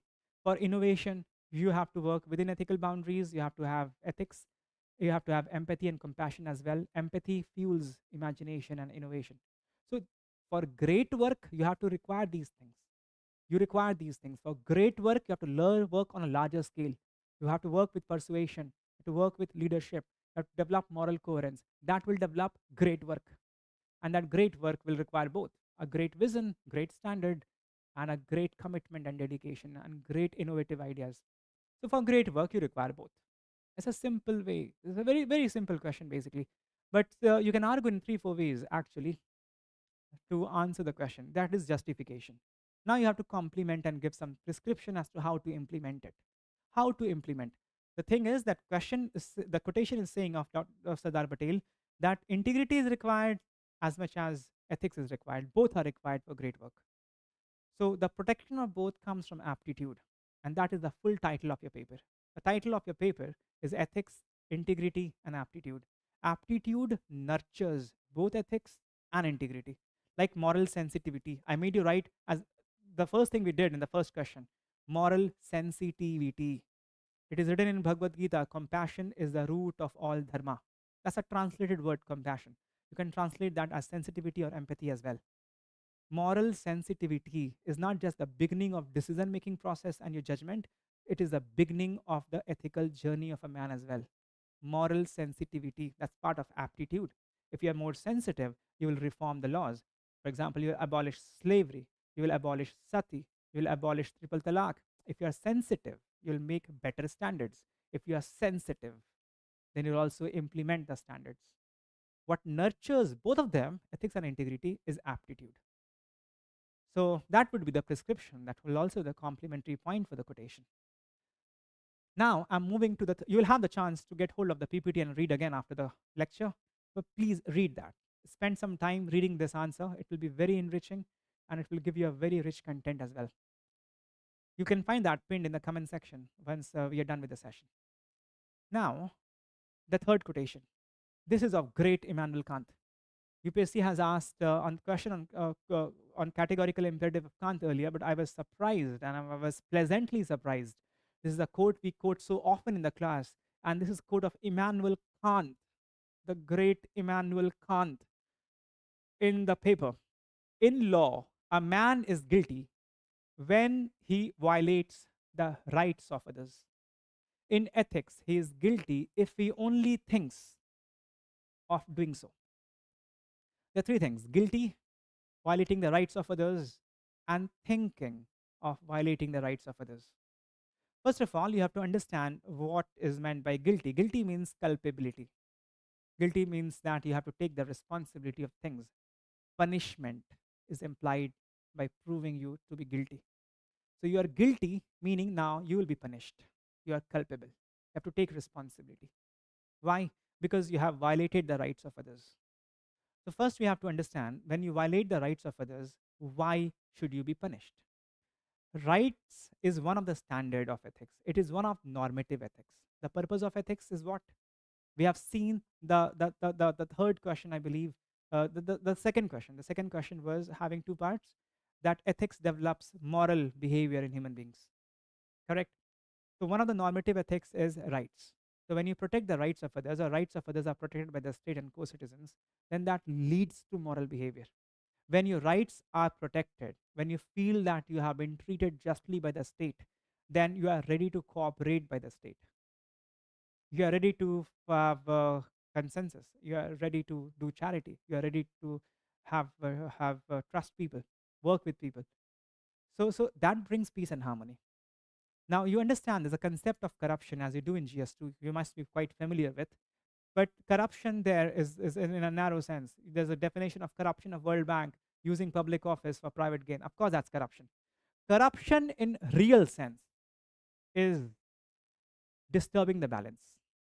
If you disturb the balance of this universe, that is corruption. If you disturb the balance of this world, if you are having excessive emission of greenhouse, that is leading to global warming, ozone hole depletion, that is corruption. If the ecological balance is disturbed, that is corruption. If the balance of the content of the milk because of adulteration is disturbed, that is corruption. If the balance of the budget, the coming of fund and the implementation of the fund, outgoing of the fund or the ground, that is disturbed. If you're embezzling money from that process, that is corruption. If the balance of your soul is disturbed, that is also corruption. If the harmony of two values, honesty and empathy, that is disturbed, you have been doing too much of empathy or too much of objectivity, that is also corruption. Now, if you are corrupt, you are guilty. If your corruption is proven, if you've done anything wrong, you are guilty. The first part of the quote says, in law, a man is guilty when he violates the rights of others. Violating the rights of others is disturbing the balance in society, because it takes away the due to people that was protected by the rights.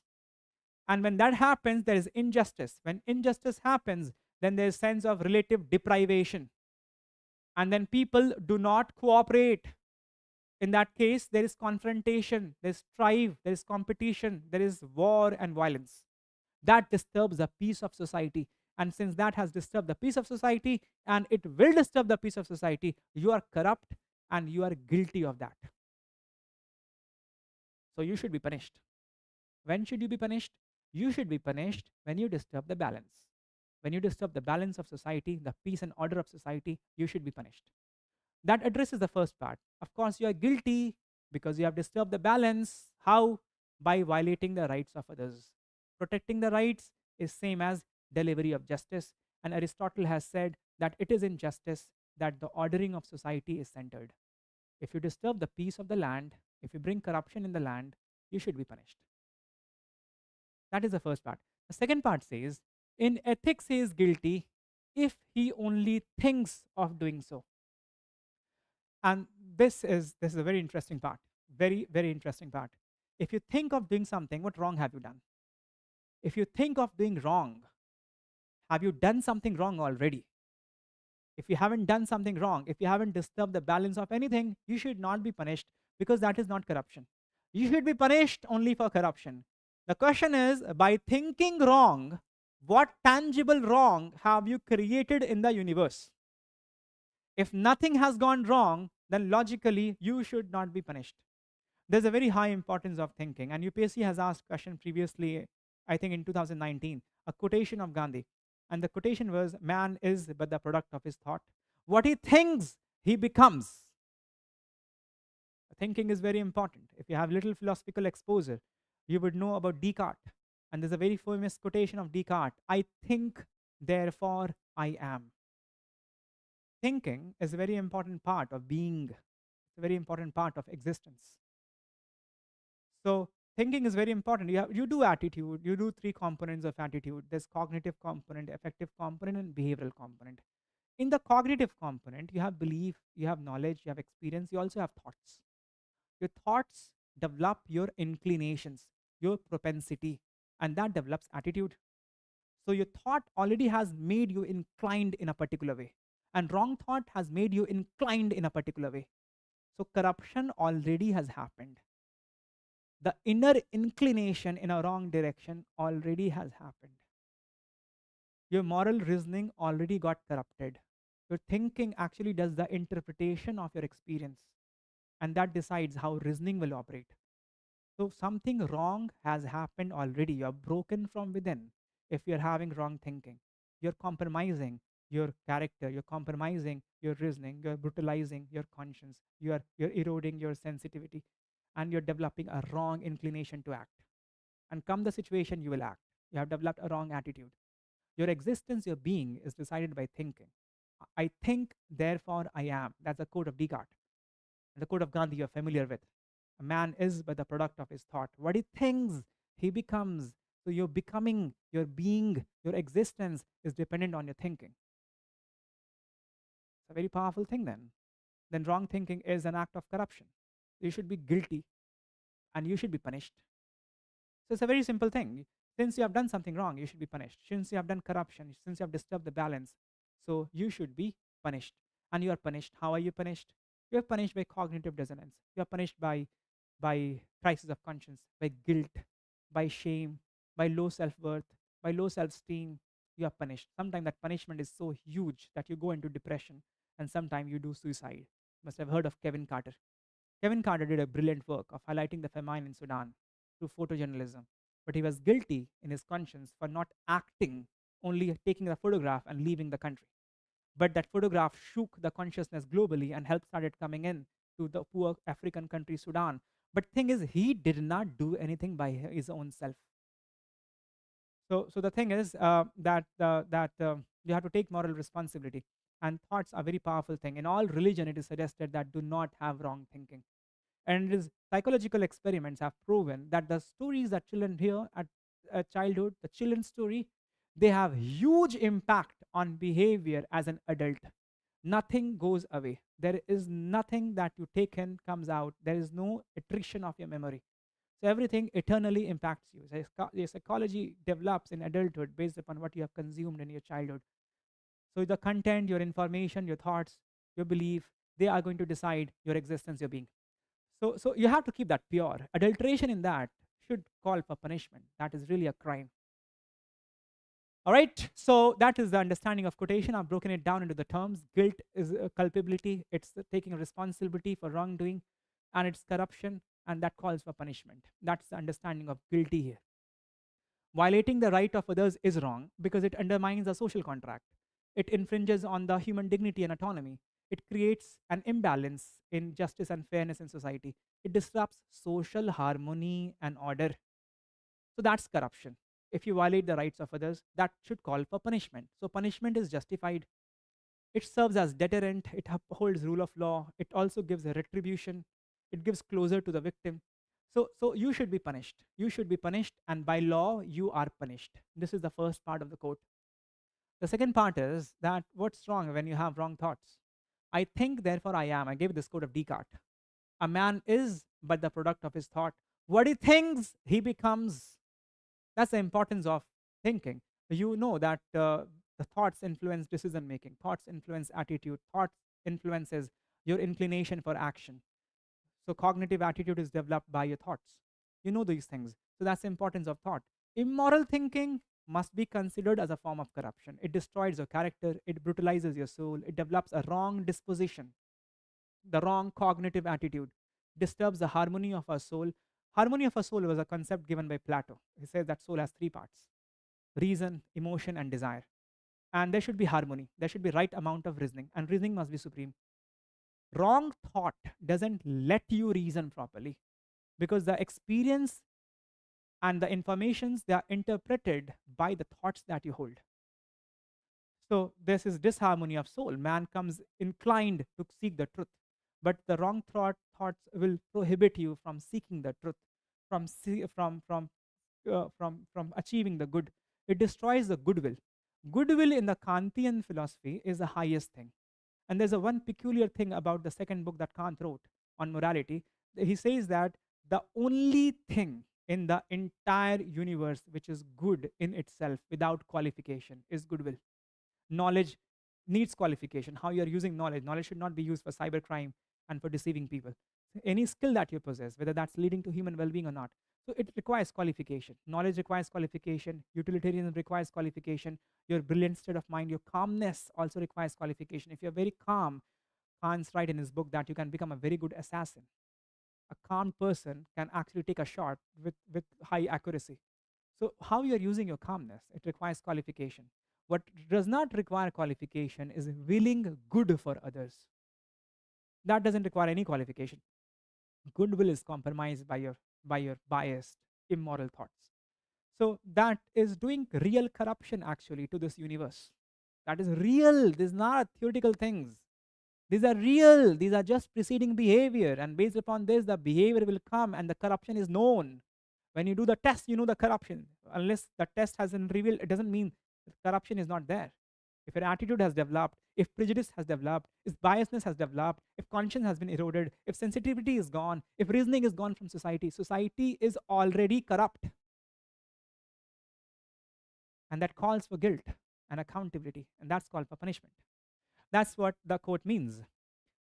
So this form of corruption, which is not legally punished, deserves moral censure because it undermines the foundation of ethical behavior and societal trust. And that's how it is done. So the punishment comes in the form of moral sanctions: guilt, shame, regret, low esteem, low self-worth, crisis of conscience, cognitive dissonance. The punishment is that you will not grow personally, lack of personal growth and ethical development. There is no salvation for you. There is no enlightenment for you because salvation and enlightenment comes from knowledge. And knowledge is pure of biasness. Knowledge is based on rationality, not based on biasness or prejudice. For knowledge, you require right information, and that has to be interpreted in the light of right thoughts.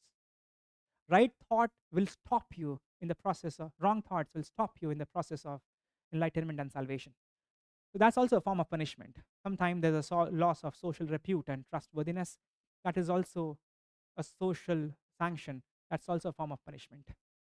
So how to implement this idea of quote? How do we ensure that our thought remains right? That is the idea of integrity. Integrity is an idea to integrate our thought, speech, and action. That's the idea of integrity. So if you have integrity, if you have emotional intelligence, that emotion informs reason. In idea of EI, you do understand that emotions and reasons, they both are guided. And when your reasons are guided properly, then your thought process will also be taken care of. If you have proper EI, if you follow right samadhi, right concentration, one of the eightfold path of Buddhism, right mindfulness, moment to moment awareness of thoughts and intentions, or karma yoga idea of Indian philosophy, or contentment, santosh, satisfaction, leading to practice of virtue and happiness. There's nothing that you want from others. There is nothing that you feel bad about actions of others. You are contented. You do not need, but you are a provider. You are a nurturer. You are a giver. In that case, you have no grudge. You have no discontentment. You have no anger whatsoever from anybody. You are bound to have goodwill. You are bound to have good thoughts for others. Contentment is one important idea of living a moral life. So these are some of the prescriptions to implement the idea of the quote. As in the answer, you have to reflect your character that you are a problem solver. What you should do not have to just discuss the theoretical things and go away. You have to show how on ground it can be practically implemented. All right, so these are the steps to answer the quote. We have answered the 3 quotes. So far, we have done 7 questions. We are running out of time. Let's see. Next 15 minutes, if we can take 2 more questions. Otherwise, rest of the things we will do in the next session. This is the 4th question. I suppose this is 4A. The concept of just and unjust is contextual. And here we go. It is contextual. Very important idea of ethics. The concept of just and unjust is contextual. It's not the just and unjust, it's moral, immoral, it's ethical, unethical, it's courageous, non-courageous, it's temperate, it is not non-temperate. Any virtue, the idea of any virtue, every virtue is the idea of contextuality. I have told you in the discussion of the previous questions, there are 3 fundamental ideas of ethics. There are many, but I'm giving you 3 here. Universality,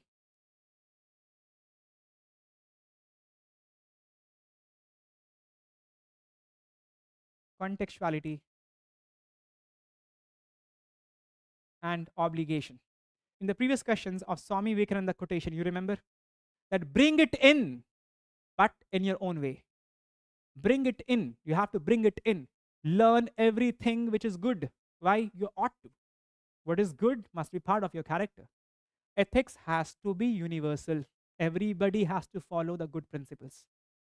So he says, learn everything which is good. Bring it in. That is the first characteristic of ethics, universality. But in your own way. That is contextuality. Ethics has a very important characteristic of contextuality. That quotation of Swamiji is on contextuality.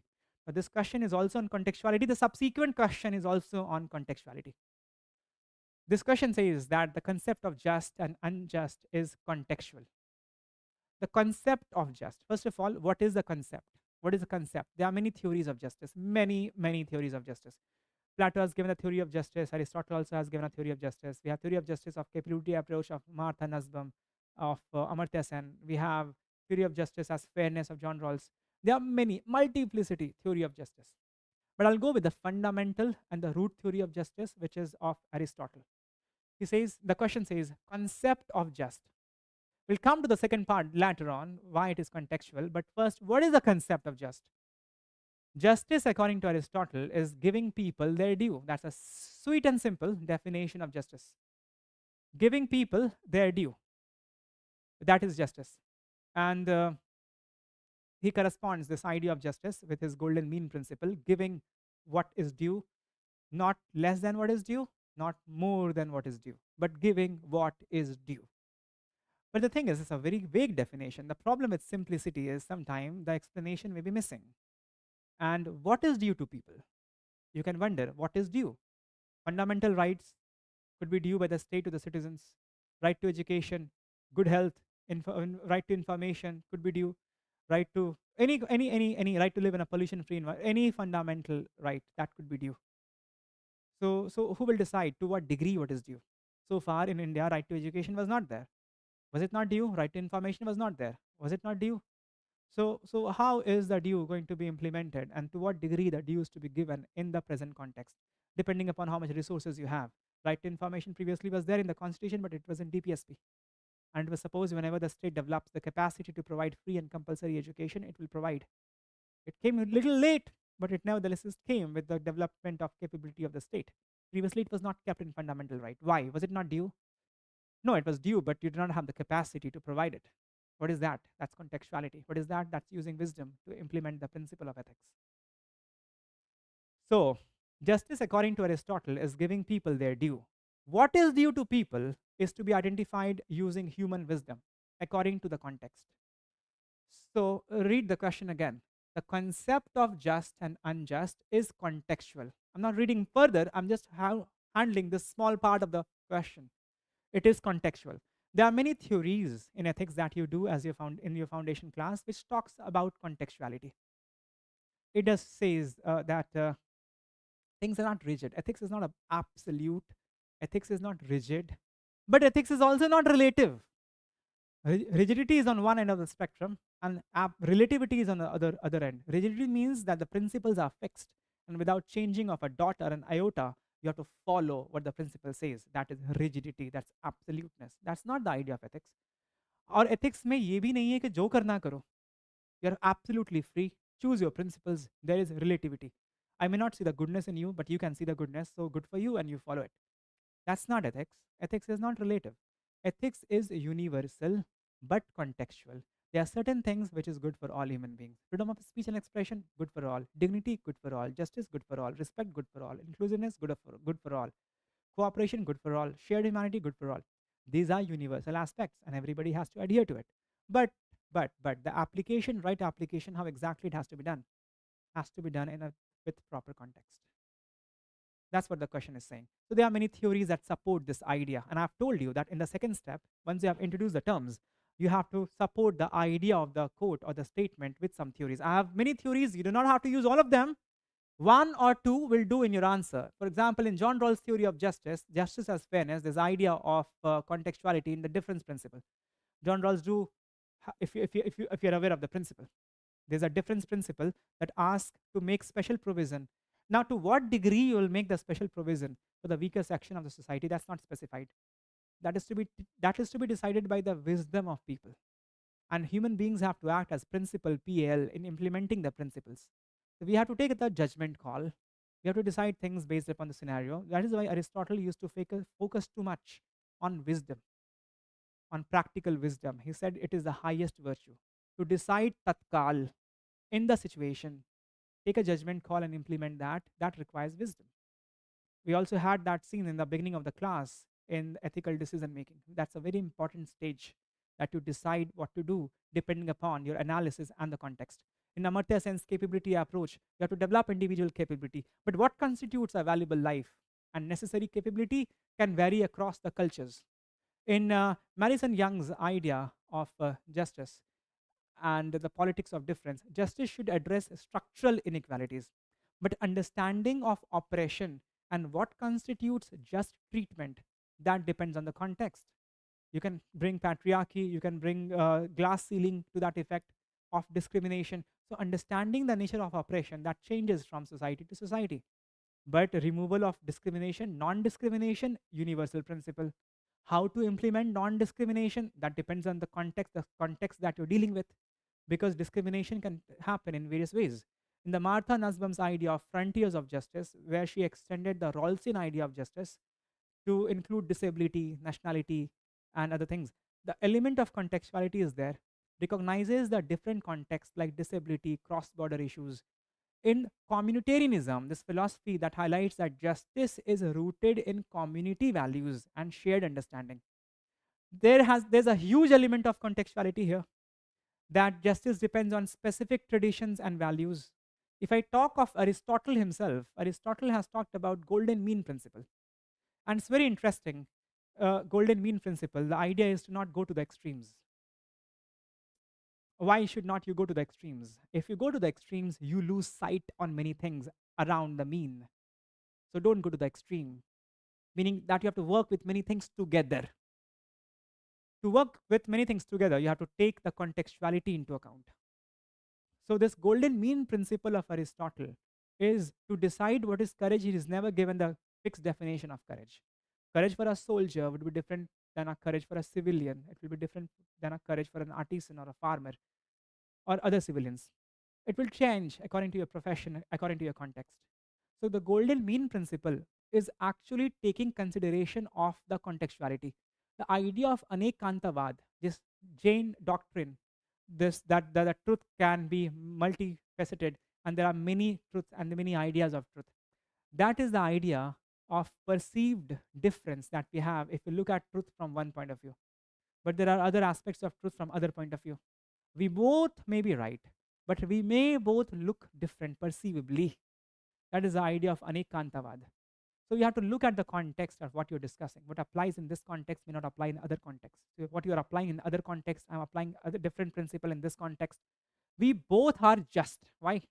Because contexts are different, and they both are the facets of truth to be applicable in that context. Same thing, Anekantavad or Buddha's Madhyam Marg or Plato's unity of virtue or Anekantavad of Jainism, mean principle of Aristotle, they're the same thing. You can use any one or two principle to support the idea that justice is contextual. That's the second step. You can you can write further that this contextuality that's there in the question implies many things. This contextuality implies that there has to be flexibility, and flexibility implies that the ethics can expand because it is not rigid and absolute. So contextuality also imply expansion of standards of ethics. Contextuality also imply expansion and inclusion of people, inclusivity, balanced growth. And contextuality also implies that you have pursuit of justice. Because context changes, and in a new context, what is the idea of justice? You are still out there to look for in the context.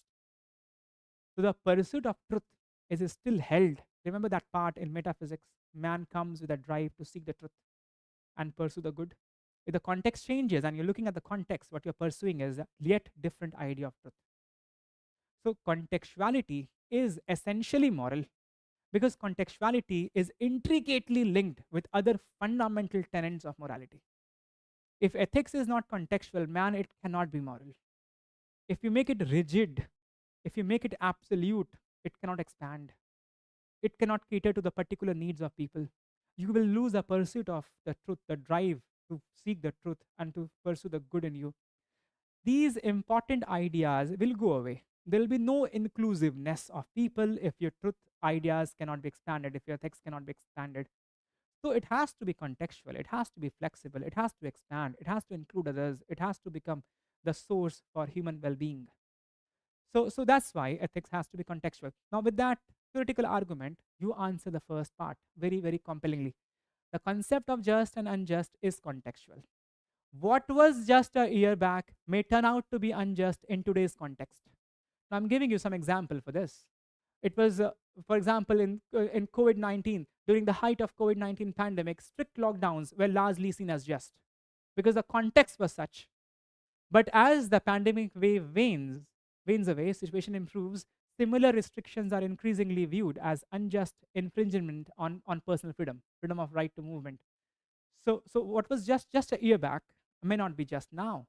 Similarly, in the context of COVID-19, requiring all employees to work in office was standard and not considered unjust. But once pandemic has hit and you still demand the officials to come to the office compulsorily, immediately that becomes unjust. Because there was no threat to life, there was no real threat to life. Now there is. Context has changed within an year. So what was just last year is not just now. What is just now may not be just next year. It changes very fast. So how do we implement ethics depends upon the context. Why? Because ethics must always lead to human well-being. In different contexts, different measures lead to human well-being. So the idea of ethics, the idea of virtue, any virtue, justice or any virtue must be contextual. That's why Aristotle has not kept it fixed. The rigid definition as Plato has not been provided by Aristotle. That's golden mean, madhyam marg. You have to be in the middle so that you have the sight on everything, so that you can properly gauge the context. So that answers this part. Now the last part of the question, the last sentence here is changing context should be constantly under scrutiny to prevent miscarriage of justice. Changing context should be constantly under scrutiny. How can you keep things constantly under scrutiny? For example, suppose you have a good eyesight. You can see the change in intensity of light. So it from 12 to 3 to 5 to 6 to 7, you change. the intensity of the light outside changes, you can constantly monitor it because you're sensitive. A slight change in the intensity, you can sense. So you can constantly monitor. To constantly monitor things here, they write changing context should be constantly under scrutiny. How things will be constantly under scrutiny, just like a physical parameter, light intensity or temperature or pressure. You feel it in winter, you feel it, the change in temperature from the morning to the day, and towards the evening, towards the night, you feel it continuously. Temperature is changing, the body gives you alarm, so you wear the sweater or you unwear it depending upon how you're feeling, because you can constantly feel the change, you can constantly monitor what you have to do. So here they are saying that the changing context should be constantly under scrutiny. So you should be sensitive to what is happening. Only then you can constantly keep it under scrutiny. You require moral sensitivity to check the context. Contextuality is a characteristic of ethics. Earlier I said that aptitude nurtures ethics. What is moral sensitivity? It's an aptitude, and that protects the contextuality, that protects ethics. Aptitude nurtures ethics. Aptitude strengthens ethics. Aptitude protects ethics. Aptitude fulfills the promise of ethics. So that's how it will happen. Otherwise, it will be miscarriage of justice. Miscarriage of justice meaning you'll do unjust things. You'll apply principles in a wrong way. You'll ask for wrong. You'll have wrong expectations. You'll demand for unnecessary things from people. That will be unjust. So the last sentence actually there requires this. Acquiring the contextual nature of justice doesn't, it requires wisdom. Aristotle's phronesis, this Latin word phronesis, loosely translated as practical wisdom. You require wisdom. You require vivek in the Indian concept to understand the context and navigate through it. And apart from that, you require sensitivity. Wisdom is inclusive of all things: sensitivity, empathy, compassion, EI. You require those things in order to evaluate the context. And by now, it must be very clear to you that in practicing ethics, you have to be principled. Ethics is centered on man. And if you are not ready for it, ethics can't flow through you. So it is suggested in philosophy that you have to develop your capacity. Focus is on virtues, focus is on character development. The Nisha's idea is will to power, become strong man. Not power, he doesn't here mean political power, but control over yourself, control over your emotions, development of capacity. That's the idea of capability approach as well. That's the idea of virtue-based ethics. That's the idea of becoming the best version of yourself. So you have to be that. Unless you be that, how will you judge the contextuality? How will you apply principles with your wisdom, with your reasoning, with your conscience, with your sensitivity? You have to prepare men so that ethics gets implemented, not just the principles, also people. People have to be the principal, PAL, in implementing the principles, PLE. This is the last question that we will discuss in this session because we are running out of time. There are other questions which are left out. I'm very well aware of that. We'll try to club those questions with case studies in the second session. The second session will be a little longer, but I hope it is quite helpful if we are going slow and I'm giving you explanations of things. Otherwise, you can read the answers anyways from the PDF that will be attached to the video in the comment section. The last question we are discussing today is this. Mindless. Mindless already is a negative word. They have attached another negative word after it. Mindless addiction. Mindless addiction to form. You have noted form is with capital F. It is not the general English word form. It has a philosophical meaning. Capital F say form. The mindless addiction to form, ignoring the substance of the matter. Substance again is with capital S. It's not an error in the question paper. Form with capital F, substance with capital S, because they have a specific meaning in philosophy. There are philosophies of forms and substance. Plato was the first one to give the theory of world of forms. It's Platonic idea. Forms means ideal things. Forms implies perfection here. Forms implies adherence to principles as it is in administration or policy making. So working with ideal, working with perfection, working with theory, that is the meaning of form. Ignoring substance. Substance was the idea already in philosophy, but Aristotle made it central to counter the idea of form of Plato. And substance means the matter of this world. So there are ideal things that controls the shape of the matter, but since the matter is in this world, there's some reality of this world and there's some influence of the world on the matter. So the way things exist, that is substance. So the things that we touch and see, that's the substance of the matter. There are other things that we can't perceive and see, that's the form of the matter. So substance are the real things, things on ground. That is substance. So substance means practical. UPSC, I do not know. They shouldn't have asked like this. This is a very technical thing of forms and substance. But even if you take the general meaning, you will reach to the right answer. Mindless addiction to form, ignoring the substance of the matter, results in rendering of injustice. Rendering of injustice. Injustice is just the previous question is there. And we have seen in the previous question that the concept of just and unjust is contextual. If you go with theory, you're not considering context, right? If you go with the principles, if you go with the ideal things, where's the context? The previous question itself says that the concept of just and unjust is contextual. What will take contextuality into consideration? The form or the substance? The form is ideal, the form is theoretical, the form is perfection, the perfect things, the ideal things, they are forms. But if you go with that, you may go with the higher ideals, but you will not consider the things which are at the ground. So to consider things at ground, you have to look at the substance. And substance bring contextuality. The concept of just and unjust is contextual. If it is not contextual, there'll be miscarriage of justice. This is what the question says. अब उसी को घुमा के ही अगले सवाल में उन्होंने अलग ढंग से पूछ लिया है. Mindless addiction to form, ignoring the substance of the matter, results in rendering of injustice. Miscarriage of justice in the previous question, rendering of injustice in this question, same thing, same thing. Why miscarriage of justice in the previous question, or rendering of justice in this question? The previous question already answers this question. If contextuality is missing, it is not just. So mindless addiction to form, this has no consideration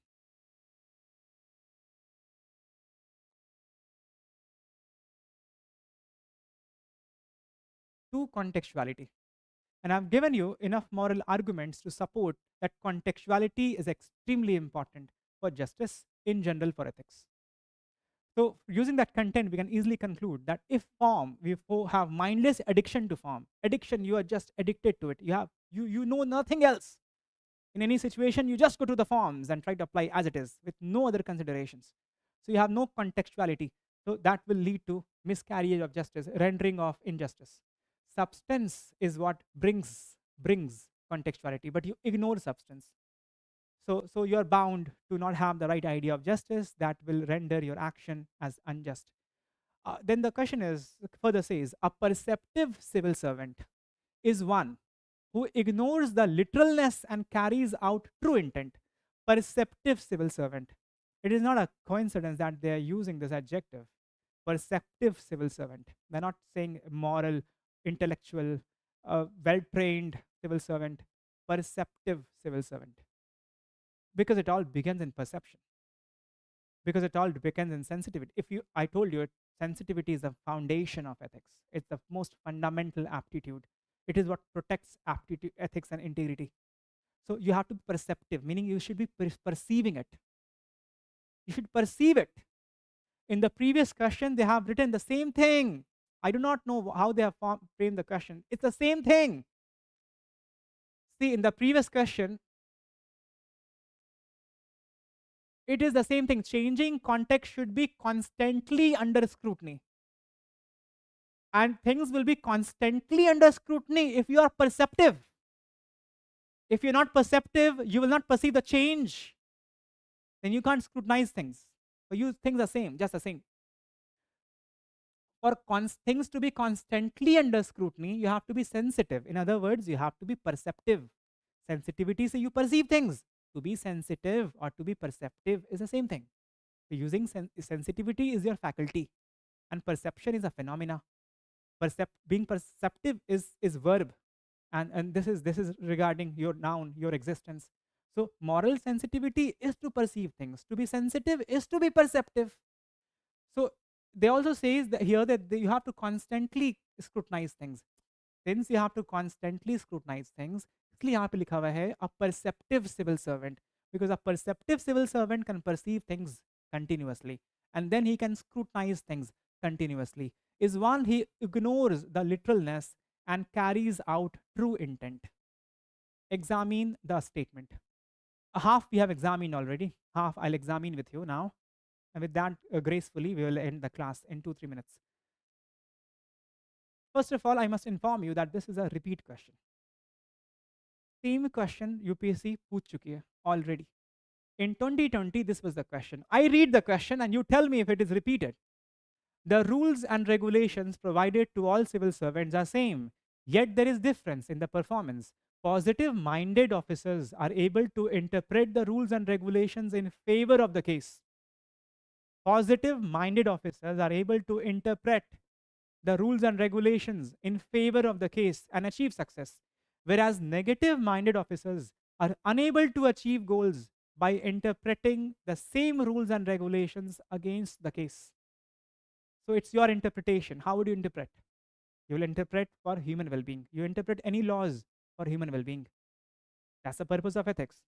But when will you not be able to interpret properly? When you are addicted to theory, when you're addicted to rules, procedures, when you're addicted to ideal things, and you do no application of mind, apply no wisdom to study the contextuality, and then change the application of principles to result in human well-being. वही होगा ना? Negative interpretation, negative mindedness, positive interpretation, positive mindedness. So you have to interpret the rules and regulations in favor of the case, in favor of people. That's what they ask in 2020. This is exact same question. Mindfulness, addiction to forms. Forms are ideal things. They are laws, rules, regulations, notifications, orders, command given as it is. You consider that to be perfect, do not change it. That's what it is. Forms, ignoring the substance. Ignoring the substance is contextuality, practicality. That is your interpretation that you brings in. That's substance. Same question, same question. The ideas are not many here, trust me. Ideas are not many. They revolve, they try to spin things off around the same axis. But at different locations, so it doesn't appear very similar. Forms versus substance, I've explained you the meaning of form, I've explained you the meaning of substance. In policy making, forms may refer to the literal interpretation of rules regulations. Substance refers to underlying intent or purpose of these rules. Contextual nature of justice, we have just analyzed in the previous question, so I'll not belabor over this point that justice has to be contextual. And for that purpose, justice has to take into account the substance, not only the form. A perceptive civil servant, that means a civil servant who has sensitivity, empathy, and EI. That's the explanation of the terms in the question. Now, there's a danger of mindless addiction to form. This can lead to decisions that are technically correct but ethically questionable. For example, de-encroachment drive in winters. Encroachment is illegal, so as a SDM, you can carry out the de-encroachment drive. That is correct as per the law, but morally questionable. That is mindless addiction to the form. The law says no encouragement to public office, public buildings, public places. Of course, of public office also you should not encroach, but you generally do not encroach public office. So the law says no encroachment to public places. So if you carry out the de-encroachment drive, you're following the law. But that is mindless addiction. You have to look at the substance. What's the substance? Winter, it's cold, it's chilly winter. Where will they go? If they go out, they will die. Are you prepared to take that on your conscience? The case, this happened in Delhi. They went to Delhi High Court. Delhi High Court said, heavens will not fall if you wait for the winter to pass. That is substance, adding substance to the forms. So of course, de-encroachment has to happen. But the time that you can decide, depending on the context. So if you do that, things are technically correct but ethically questionable, may result in outcomes that contradicts the original intent of the law, that is public good, public interest, ignores the evolving nature of societal needs and context.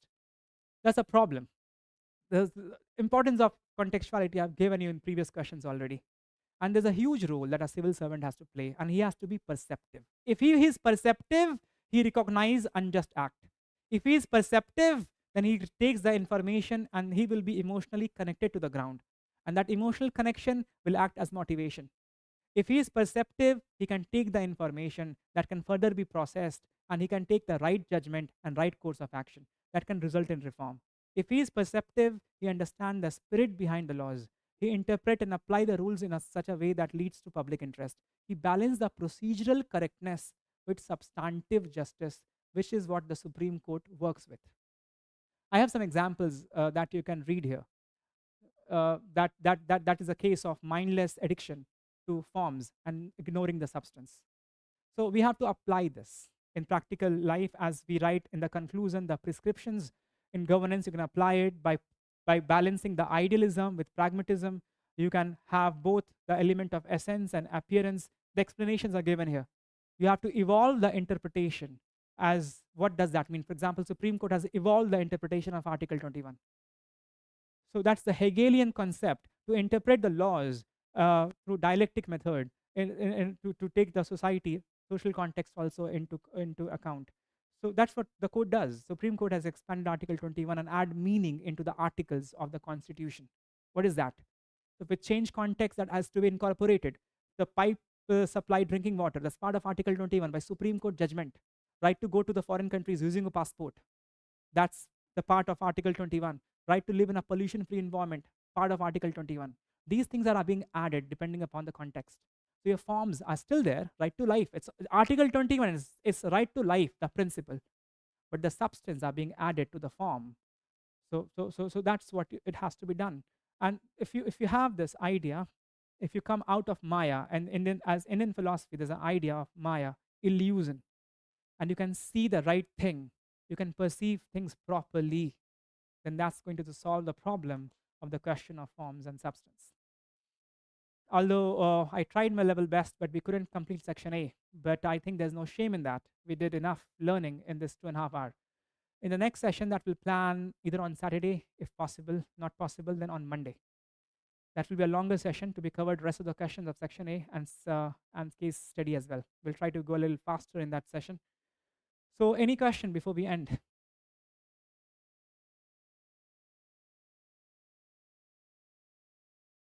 I will pin the notes for this and rest of the questions as well in the comment section. Please read it. Any doubt you can ask me on Saturday or Monday whenever we have the second session. It will be intimidated to you by tomorrow. It will have on Saturday, but most probably I think it will be on Monday. So on Monday, again, we're going to have a session. Same time. Same time. All right?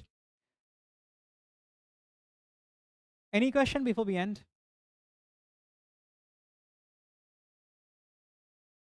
In that case, thank you very much for your kind, patient, polite cooperation and participation in the class.